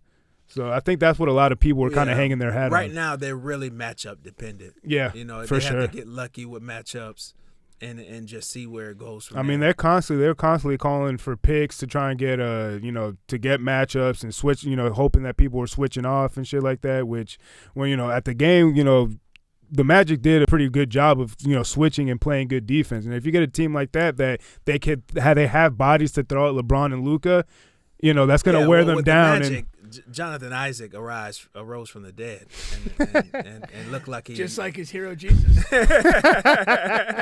And looked like he did what he was supposed to be. Coming out of college. Yeah, but you play these teams like the Thunder. You play these teams that like the Rockets that I don't think they're gonna make that much noise, but they're young and they got depth. They have bodies to throw at guys like Luka and LeBron. If it's kind of like a Jokic thing. He's gonna get his, but if you have enough big men to throw at him and foul him, like it's gonna knock him off his rocker, and that's kind of how you kind of try and equalize that a little bit, but. It's going to be interesting, once these last 10 games, seeing how everything plays out, who they're going to match up with in the first round and, what their road to the playoffs or to the championship is going to be. So, yeah. No, that's for sure. I'm going to give you guys a choice. We got one more topic left. We can go Shannon Sharpe, Asante Samuel, or we can go March Madness. Ooh. Let's go Shannon Sharpe. You want to do that? Go for a beef, yeah. I'm from Lauderdale. Okay, this is another one where I have a video. Okay, so let me get the audio. Hold on. So basically, Asante Samuel responded to something initially that Shannon Sharpe and Ocho was talking about on their podcast. This is Asante Samuel who's retired, not the son who plays for No, not Junior. Okay. Yeah, so Asante Samuel back in the day, Patriots and a couple other teams as well. Played for the Birds. Yeah, man. Hey. And basically he's saying that, how do you automatically give Deion Sanders the title for greatest cornerback of all time? And that's basically where the beef started. And Shannon Sharpe is like, you're nowhere near the ram of Deion Sanders. So I don't even understand how this is a thing. And then he brought out his Hall of Fame thing. His Hall of Fame that this is why I have the credentials to say that and all this and that. And so this is Asante Samuel's response right here. I'm from Lauderdale. I don't know where everybody else from, but I'm from Lauderdale. We don't get down like that. Y'all think I'm just supposed to sit here and believe that Deion Sanders, a.k.a. Primetime, is the greatest corner to ever live, and nobody shows proof of anything in the past, in the history, his stats.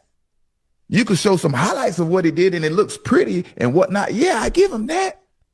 But y'all want me to believe he's the greatest player to ever live and the greatest cornerback to ever live and nobody can ever be better than him? Man, get the fuck out of here, man. This ain't about respect. This ain't about big names.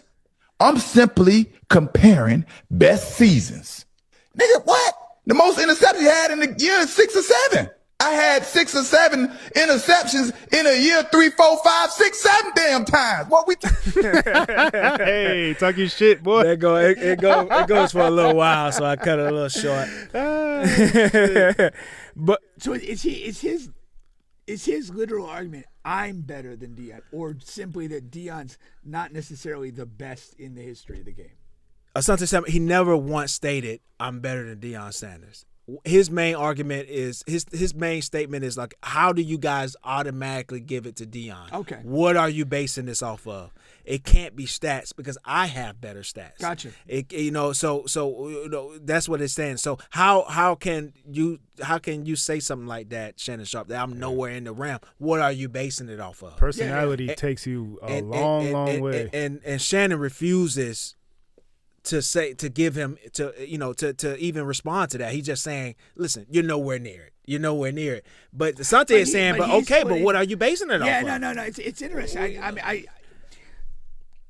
as an exercise of logic, I think Asante Samuels is better than Shannon at this point. Because if Shannon's personalizing the argument, he's basically assuming that you're saying you're better. But he's saying, I'm not saying that. I'm saying, look at the metrics of this and tell me why it's uncontested that he's the greatest of all time. Yeah. Might not be. Might be Revis. Might be somebody else. That's might exactly be Mel Blount in the 70s. Yeah. And so, from a perspective of logic, Samuels has kicked his ass and fucked his girl. It's not close. Put it on Instagram Live, too. I mean, for sure. And showed everybody. Shannon Sharpe, again, I've criticized this guy before. Mm-hmm. He's out of his depth. He's okay playing the clown and telling a story, but he's not a bright guy. He's not a special guy. Ooh, hot take. You got the hook. It just is what it is. It is what it is. I mean, what's his? What intellectual credibility does he have? No, that's something else. He's very entertaining. But that's what I said about Prime. But what I'm saying about him is he is continuously proven to be out of his depth when he interviews non-sports people, and kind of just gets walked over and doesn't do much in those interviews. Some of them have been engaging, but like he's an empty chair in those situations. And that's all he is. And then when you get to this, you're on football turf and you can't make a logical argument or a presentation. You got to basically say, you ain't better than him and we ain't having this conversation. You know what that is? That's like the argument of like a dad who knows he's wrong and wants to end an argument with a son. That's what that is. Because I'm the dad. Like, no, motherfucker, you just old. You just old. Man pass, motherfucker. Yeah. I mean, I think personality takes you on, and not to take away from Deion. I think he is one of the greatest. I've argued that I don't know if he's the best corner of all time. Obviously, I think he's at least top 3, top 5. You can definitely, I think he's in that range. But I think you can make the argument, especially, the way that football is played today and how, going back to the NBA stuff and how, different eras and how, playing styles and rules were different. But and I say this about certain rappers, that get a lot of clout, guys like Lil Uzi Vert, guys like Playboi Carti, that I'm not really a big fan of their music, but the personality and the aura is there, so it will take you a long way. Same thing with Deion Prime. His personality, or Deion Sanders, his personality is otherworldly. That's primetime, Coach Prime. He's resurrected a college football program almost purely just based off his name, and couple that with that he is an incredible athlete, and he was one of the, greatest players of his time, not even just at position, one of the greatest football players of his time, of his generation. So, that is gonna, you take that into consideration, you're going to get talked about you might be the best player at your position of all time. Now, again, the personality, I think, has a lot to do with it, because I think guys like Darrelle Revis, who was kind of quiet, doesn't really get a lot of notice. I think guys like Charles Woodson, I think he's up there, that he wasn't really a lot of talk, but he's up there as one of the best corners of all time. Even somebody like, who was the guy that played for the Steelers? He played safety in the 90s. Rod Woodson. Rod Woodson. I mean, even someone Champ like Bailey. that. Champ Bailey was nasty. Yeah, for me, and I'll get to our guy. First of all, these are 2 Florida boys, so I appreciate that, right? They're both Deion and Asante Samuel. But for me, I've never seen a corner that was better than Darrelle Revis. And I'm a big competition guy. Mm-hmm. The names of the guys that he literally shut down, I mean, that takes a 3-second Google search. Yeah, I don't think there's out fucking outrageous. The names of guys he literally shut down. There's is not outrageous. A logical argument against him having the greatest season a cornerback has ever had. Yeah. Because he literally mowed down the best names in the game. Yeah. Mowed down multiple Hall of Famers. Randy Moss twice in one season when he was with the Patriots. And he followed them around. Like these days, this like the guy from the Broncos, he's supposed to be the best corner in the league. Surtain. Like he plays one side of the field. If you line up on the right side, he's not there anymore. Darrelle left side, right side, middle side, slot, where you couldn't hide from him. Yeah. And I'm talking Randy, Chad, Terrell Owens, fucking Andre Johnson, who was a monster, Megatron, like these guys who I literally would think like this guy's unstoppable. Randy Moss in his prime, this is a mythical creature. He's unstoppable. And then he goes on Revis Island and it's like, oh man, ain't the same. it ain't the same. Yeah. But Deion was a great corner because he first of all, he was an athlete, right? He played all over the field, played multiple positions. He got some snaps in offense. He was a special teams guy, all of that stuff. I think that all of that stuff in the package with him, bravado, scoring touchdowns, things like I think all of that got packaged into the cornerback resume. That's what I think happened. Well, he's one of the best football players ever. I think that's the thing that Asante Samuel, if he wouldn't have said that, he said, how is he automatically one of the greatest football players? Just keep it cornerback because Deion, who is undoubtedly one of the best football players ever, and you can back that up with some of the things I just stated. Well, the other kind of like the funky card that was like, and it was talked about at the time of his career, was that like, you know, Deion basically would guard one side of the field, and it would let you do all sorts of exotic coverages on the other side of the field. And then the other like counterpoint to the relatively low interception rate is that nobody wanted to throw at Deion's area, which it's hard to quantify. It is hard. It's very hard to quantify. That's one. That's going to be one of my later points. Closely at that, you know. Yeah. But and they said he wasn't a strong tackler. Things like that. He didn't want to tackle. But the not throwing at a guy. I mean, it's hard to quantify, but it could very well be a real thing. Yeah. You know, and it's just like, because again, you know, when you're a quarterback, it's like, you know, I don't think I want to keep throwing into that there, you know, area all the time. Yes and no, though, because I'll tell you what. Okay, you don't want to throw it to his side, but there is a receiver out there that is cooking. He's eating. He's just eating on the other side. Again, you could not run from Darrelle Revis. Any side of the field, any guy that was cooking, he'll get on him and stop it. It's like a defensive, like in basketball. It's like, you know what I mean? Well, the other part of that, I mean, it benefits Revis as well.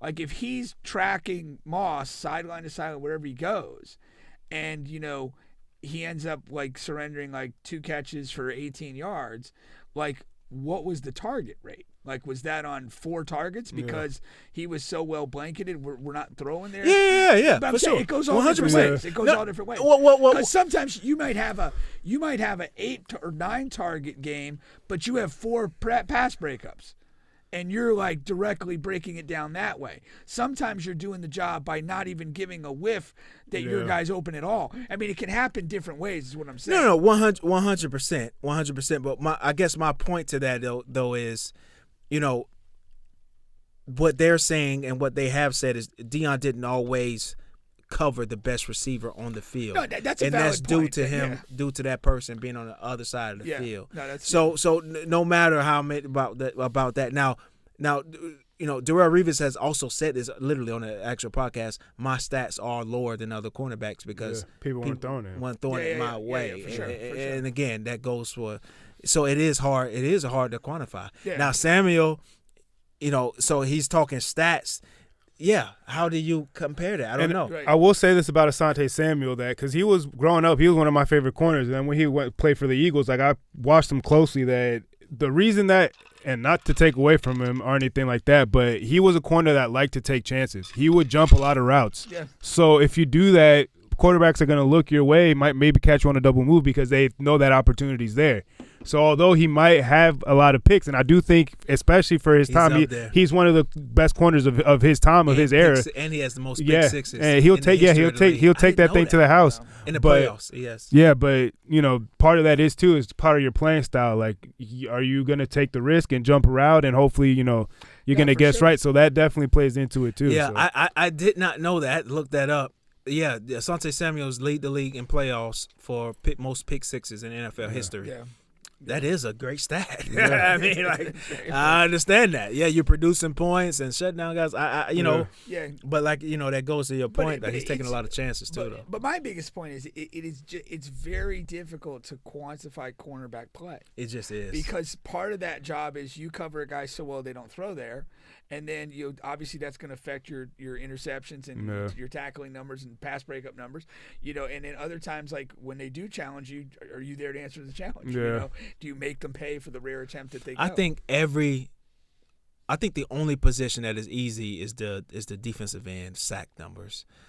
other than that, everything is hard. Well, because even like a linebacker, like you can't quantify tackles because if you have poor defensive tackles, then more literally physical tackles are going to come your way, and then if your defensive tackles are really fucking good, they're getting most of the run tackles. It's hard to quantify all of that shit. Yeah. Other than but sacks, there like some of the truly great line, like they just get to the ball. They get. I mean, the guys ball. like two guys that come to mind: Patrick Willis and Luke Kuechly. I mean, those guys were dissecting plays before they even called and getting to the ball, like at the line of scrimmage and getting back. I was gonna say Ray Lewis and Derrick Brooks. I mean, but like certain linebackers, they just get to the ball. Fred Warner nowadays. I mean, for the more Bobby Wagner for more recent times. But I mean, but that's something you have to know. Like with Derrick Brooks, because Derrick Brooks' numbers, they wasn't like the highest. Like he wasn't first team All-Pro a lot of years because his statistical numbers weren't high. He had a dominant defensive line. Yeah. Sapp and all those guys had most of the Rondé tackles. Barber, another great.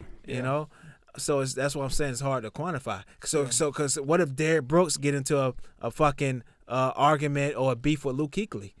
Luke Kuechly was kind of like the main defensive person on his team. Defensive tackles weren't and all that. And his stats are going to be way better. This is where it goes to the whole comparison. Yeah, it's like if you spend all your time arguing about this, where does it go? Yeah. Like, now this one is it really is. It's really close to useless. I don't.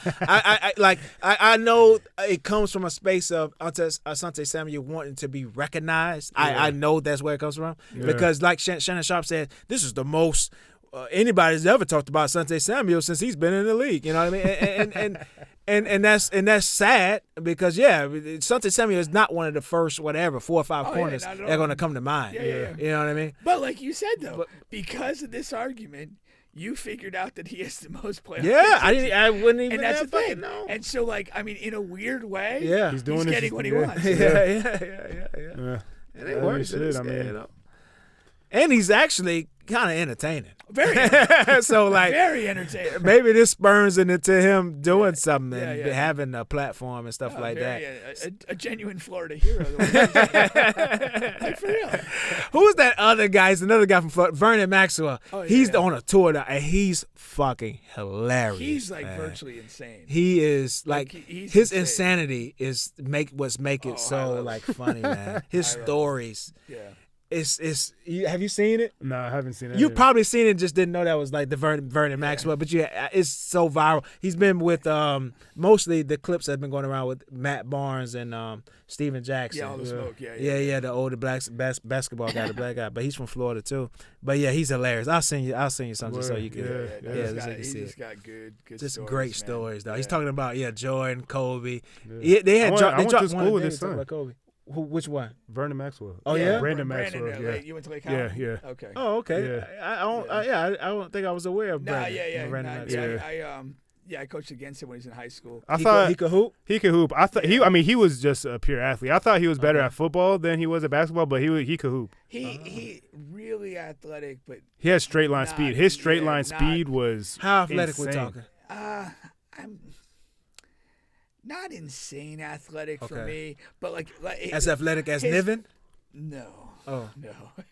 No. Like I said, I think it was more his speed for me at least. His straight line speed was insane. Yeah, he was very fast. Yeah, not obviously could dunk, but it wasn't like a Niven where it just flew through the air.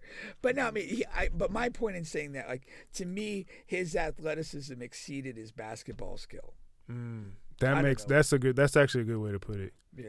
But so he went to I think a mid-major or something. I know he went to I think Tennessee Chattanooga for a little bit. Yeah, but he never really didn't have a strong career there. No.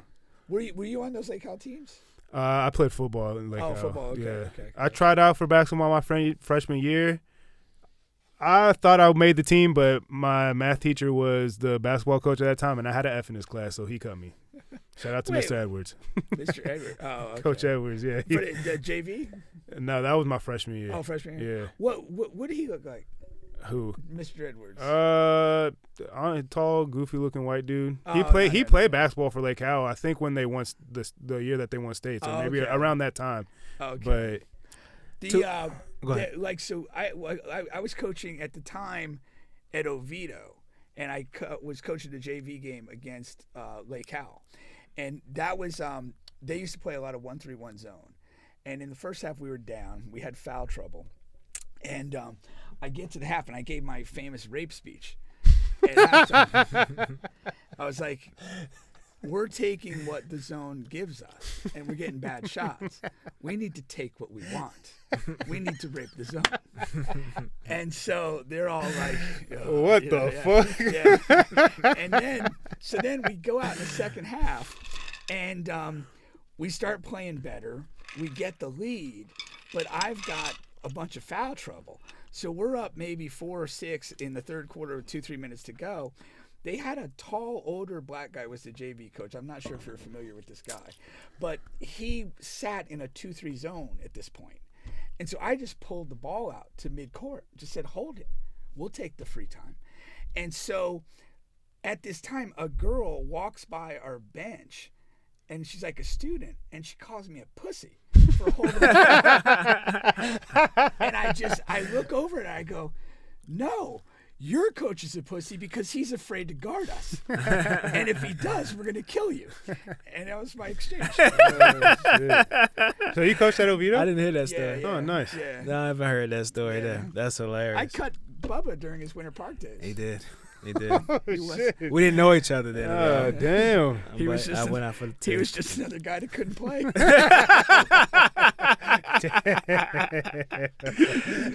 John Pacavage couldn't save me. Yeah, he couldn't.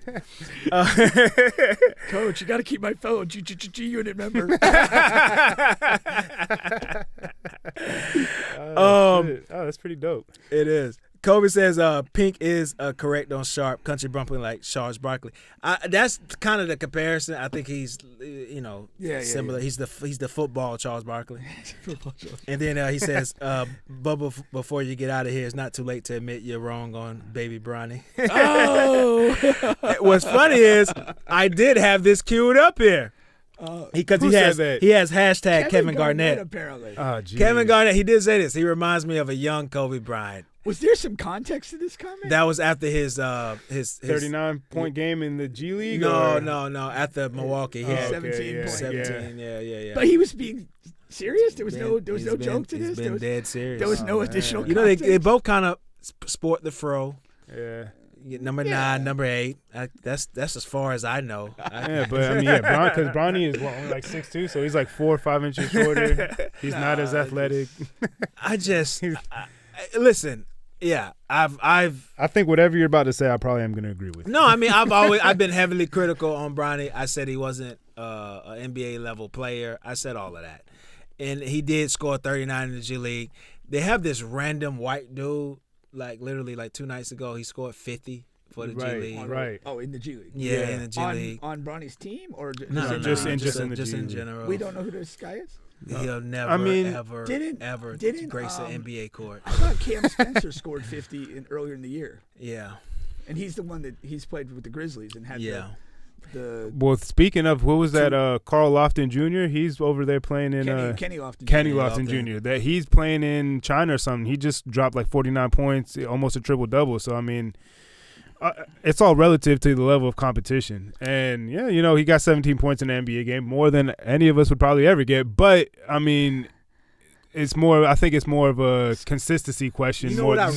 Scottie James and Niven have both dropped 50 in China. You know what I really think? I like, and nobody can ever convince me otherwise. If you give Niven Glover the same type of minutes and push and confidence that you gave Bronny James, he would be better in the NBA than Bronny. Yeah. I mean, I think you can say that about a lot. I really do, and that's really my main point. There's so many guys across the U.S., whether they're or from whatever they're from, and overseas playing or in the G League, like if you just put them on the same program, they'll be better. Yeah. Now, I still doubt that he'll be a productive player in the NBA. But is he showing to be a little better than I thought he was? Yeah, I will admit that. There's definitely, I will admit that. There is definitely some improvement and development going on. Yeah, he's definitely getting better than what he was. I do join LeBron in this though, and is the whole idea that he doesn't need to play basketball at all. Like he has no need to play basketball, and he'd probably have an easier life if he chose not to. And the fact that he's doing it and putting up with all this, I do have a measure of respect for that. That does not mean he's going to be an elite NBA player or any of that, but I do respect that. Yeah. And the person that I think about that I don't respect is Snoop Dogg's son, who is a 4-star player who went to UCLA and literally quit before the season to make movies, which he's done very little of. And and again, you don't even have to live up to the legacy of your dad because your dad didn't play football. Yeah. But again, you're Snoop Dogg's son. There's a certain whatever. I thought he was good. And to me though, like I thought, and everything that I read at the time was like he was a legit prospect. Yeah. It wasn't like when P. Diddy had a couple sons in the UCLA, he was throwing kettlebells at everybody. I was about to say, didn't he smack people around over there? This was a guy that like went through the process. Went to Bishop Gordon, showed out at the camps, earned a scholarship as a 4-star guy, and I'm like, hey, let's see how this plays out. And I will always lack a measure of respect for him for not doing that. Yeah. Well, that's the end of that. We'll see. We'll see what he does. But yeah, I'm still not a believer. Shout out to you know who is making good movies? Ice Cube's son. He's a good actor. Yeah, they just made Den of Thieves too. Yeah. It's out on Netflix too. I'm surprised it went to Netflix. I was about to say, was that a straight to Netflix release or did I miss it was in the theater for a little bit. Yeah. Okay, because the first one was like really good. The second one was okay. I haven't seen it yet. I didn't see either one. The first one was good. The first one was good. The first one was really good. Okay. But the second one is like, it's okay. Some nice little plot twist at the end too. Yeah. I like that. But he's a good actor. The other dude, the co-star, was it Gerard Butler? Yeah. He's good. He's usually pretty good at he's movies. strong. Yeah, he's strong. No, that's good. Man, him in Law Abiding Citizen was. That was a good one. That movie was wild. Like oh my god, that shit was insane. Nah, I like it's O'Shea Jackson. Yeah. He's solid, man. He's been in a couple different things. Yeah. He was in that goofy little. It was like a series. Like he was like a basketball coach. Can't remember the name of it. I think I know. But it was like it was like a high school basketball coach. Yeah, I watched it. I enjoyed but it never that. came back. Yeah, but I remember. But he was. I mean, the problem was he wasn't believable as a basketball star. Actually, I hate when they do that, man. He couldn't play. Like he just. That's why I like watching like sports, like dramatization shows and shit like that. I don't like because like when they do like the actual like in game play, it looks so damn corny. I hate it, and it just kills the whole show for me. I'm like, oh my god, this sucks. Like the acting could be great, but once they get on the court or the field, it's like, what's that other one you put me on with basically like the Lakers story? Yeah. Like that, the guy that was like Jason Williams was. Jason Williams? The dude, the white dude with the tattoos and the mom from Florida. No, because I thought you was talking about the Magic Johnson piece. That Lakers. No, you put me on a show. Yeah. It was on Netflix. It was relatively recent. It was like you said. It was like trying to be. Ted Lasso. Yeah. Yeah, but the dude who played the point guard. Yeah. He was the white guy with the. They were clearly drawing on Jason Williams. Yeah. But that guy couldn't play at all. Oh, like he looked horrible moving around. Yeah. But the same thing you're saying, like once you. But that was terribly done. But I was gonna say, the one with the Lakers, the actual Lakers story with the Magic Johnson, winning time. Yeah. I thought that was pretty decent. I enjoyed that. That had some. That was, those even guys. The guys, they look like they could be basketball players. They could play a little bit, and that was like that had some over the top funny shit. Did you see it? I didn't watch it. I've seen like little bits of it, but I haven't seen the whole thing. If you're the person because like they're not going to come back out with it at all. So some people don't like to go back and watch shows that's not going to finish the thing. I mean, but also shows like that, it's like we know what happens. Like that shit was in real life. So if you really want to, but you really wanted that to keep going. Here's the funny thing about it. Like, everybody who was portrayed was mad about how they were portrayed. Yeah. I saw that when it was coming out. Like, they just did this shit in like an over-the-top, funny as hell fashion, and it was just a good watch. It was a really and just good like watch. The interactions and the nonsense that they would come up with and say was worth like everything. Yeah. Like even though you knew what was going to happen or whatever, it was just funny. I mean, it was just crazy funny. It was really funny. The Jerry good. Buss character was like out of his mind, like, just like crazy, man. I think things like that. I'd rather just watch documentaries and like have just testimonials and then show us clips from like that. The one that did disappoint me though was Swamp Kings, with the Florida Gators documentary on Netflix. Oh, that was awful. We talked about. I thought it was a little underwhelming. Very underwhelming. It just you didn't even have like you didn't even bring in everybody that mattered. Yeah. But what's his name? Was it Urban Meyer? Was just a douche. Yeah. Well, I mean, he's trying to save face at that point. But some of the players knew he was a douche. You should have invited some of the players out that don't. But what didn't we read at the time that like he had a lot of control, and that's why it sucked. Yeah. Because you didn't involve the players that would have been rightly critical of him, and it was basically this weird vehicle, but with him and Tebow and a few selected others that weren't going to rock the boat. And that's what you got. That's 1,000% what happened. Yeah. I mean, if it's possible to hate a person more, like I did after that show. I mean, because most of the what was it's called Untold, right? They did like a series of those, like they did Johnny Manziel one. Yeah. Like those were good. Like those were good. Manziel was good. Yeah, and then I watched that one. I'm like, damn, like nah, that was awful. The other funny one was the Manti Te'o. Yeah, Manti. That was worth a watch, man. That was funny. That was funny. He got played. That was the first ever major catfish. Himself, man. If you ain't smashed her, it's not your girlfriend. Like, I mean, even if you. And I was about to say, even if you have smashed her, she still might not be your girlfriend. Where'd you hide your dick? Oh man, we got to get out of here. He said, Chris said Niven repping at Oak Ridge. Yeah, most definitely, man. But on the bench, we'll catch you guys next week, and don't forget to check out No Hangover Podcast on all streaming platforms. All right. Thank you very much. All right, man. Later. Deuces.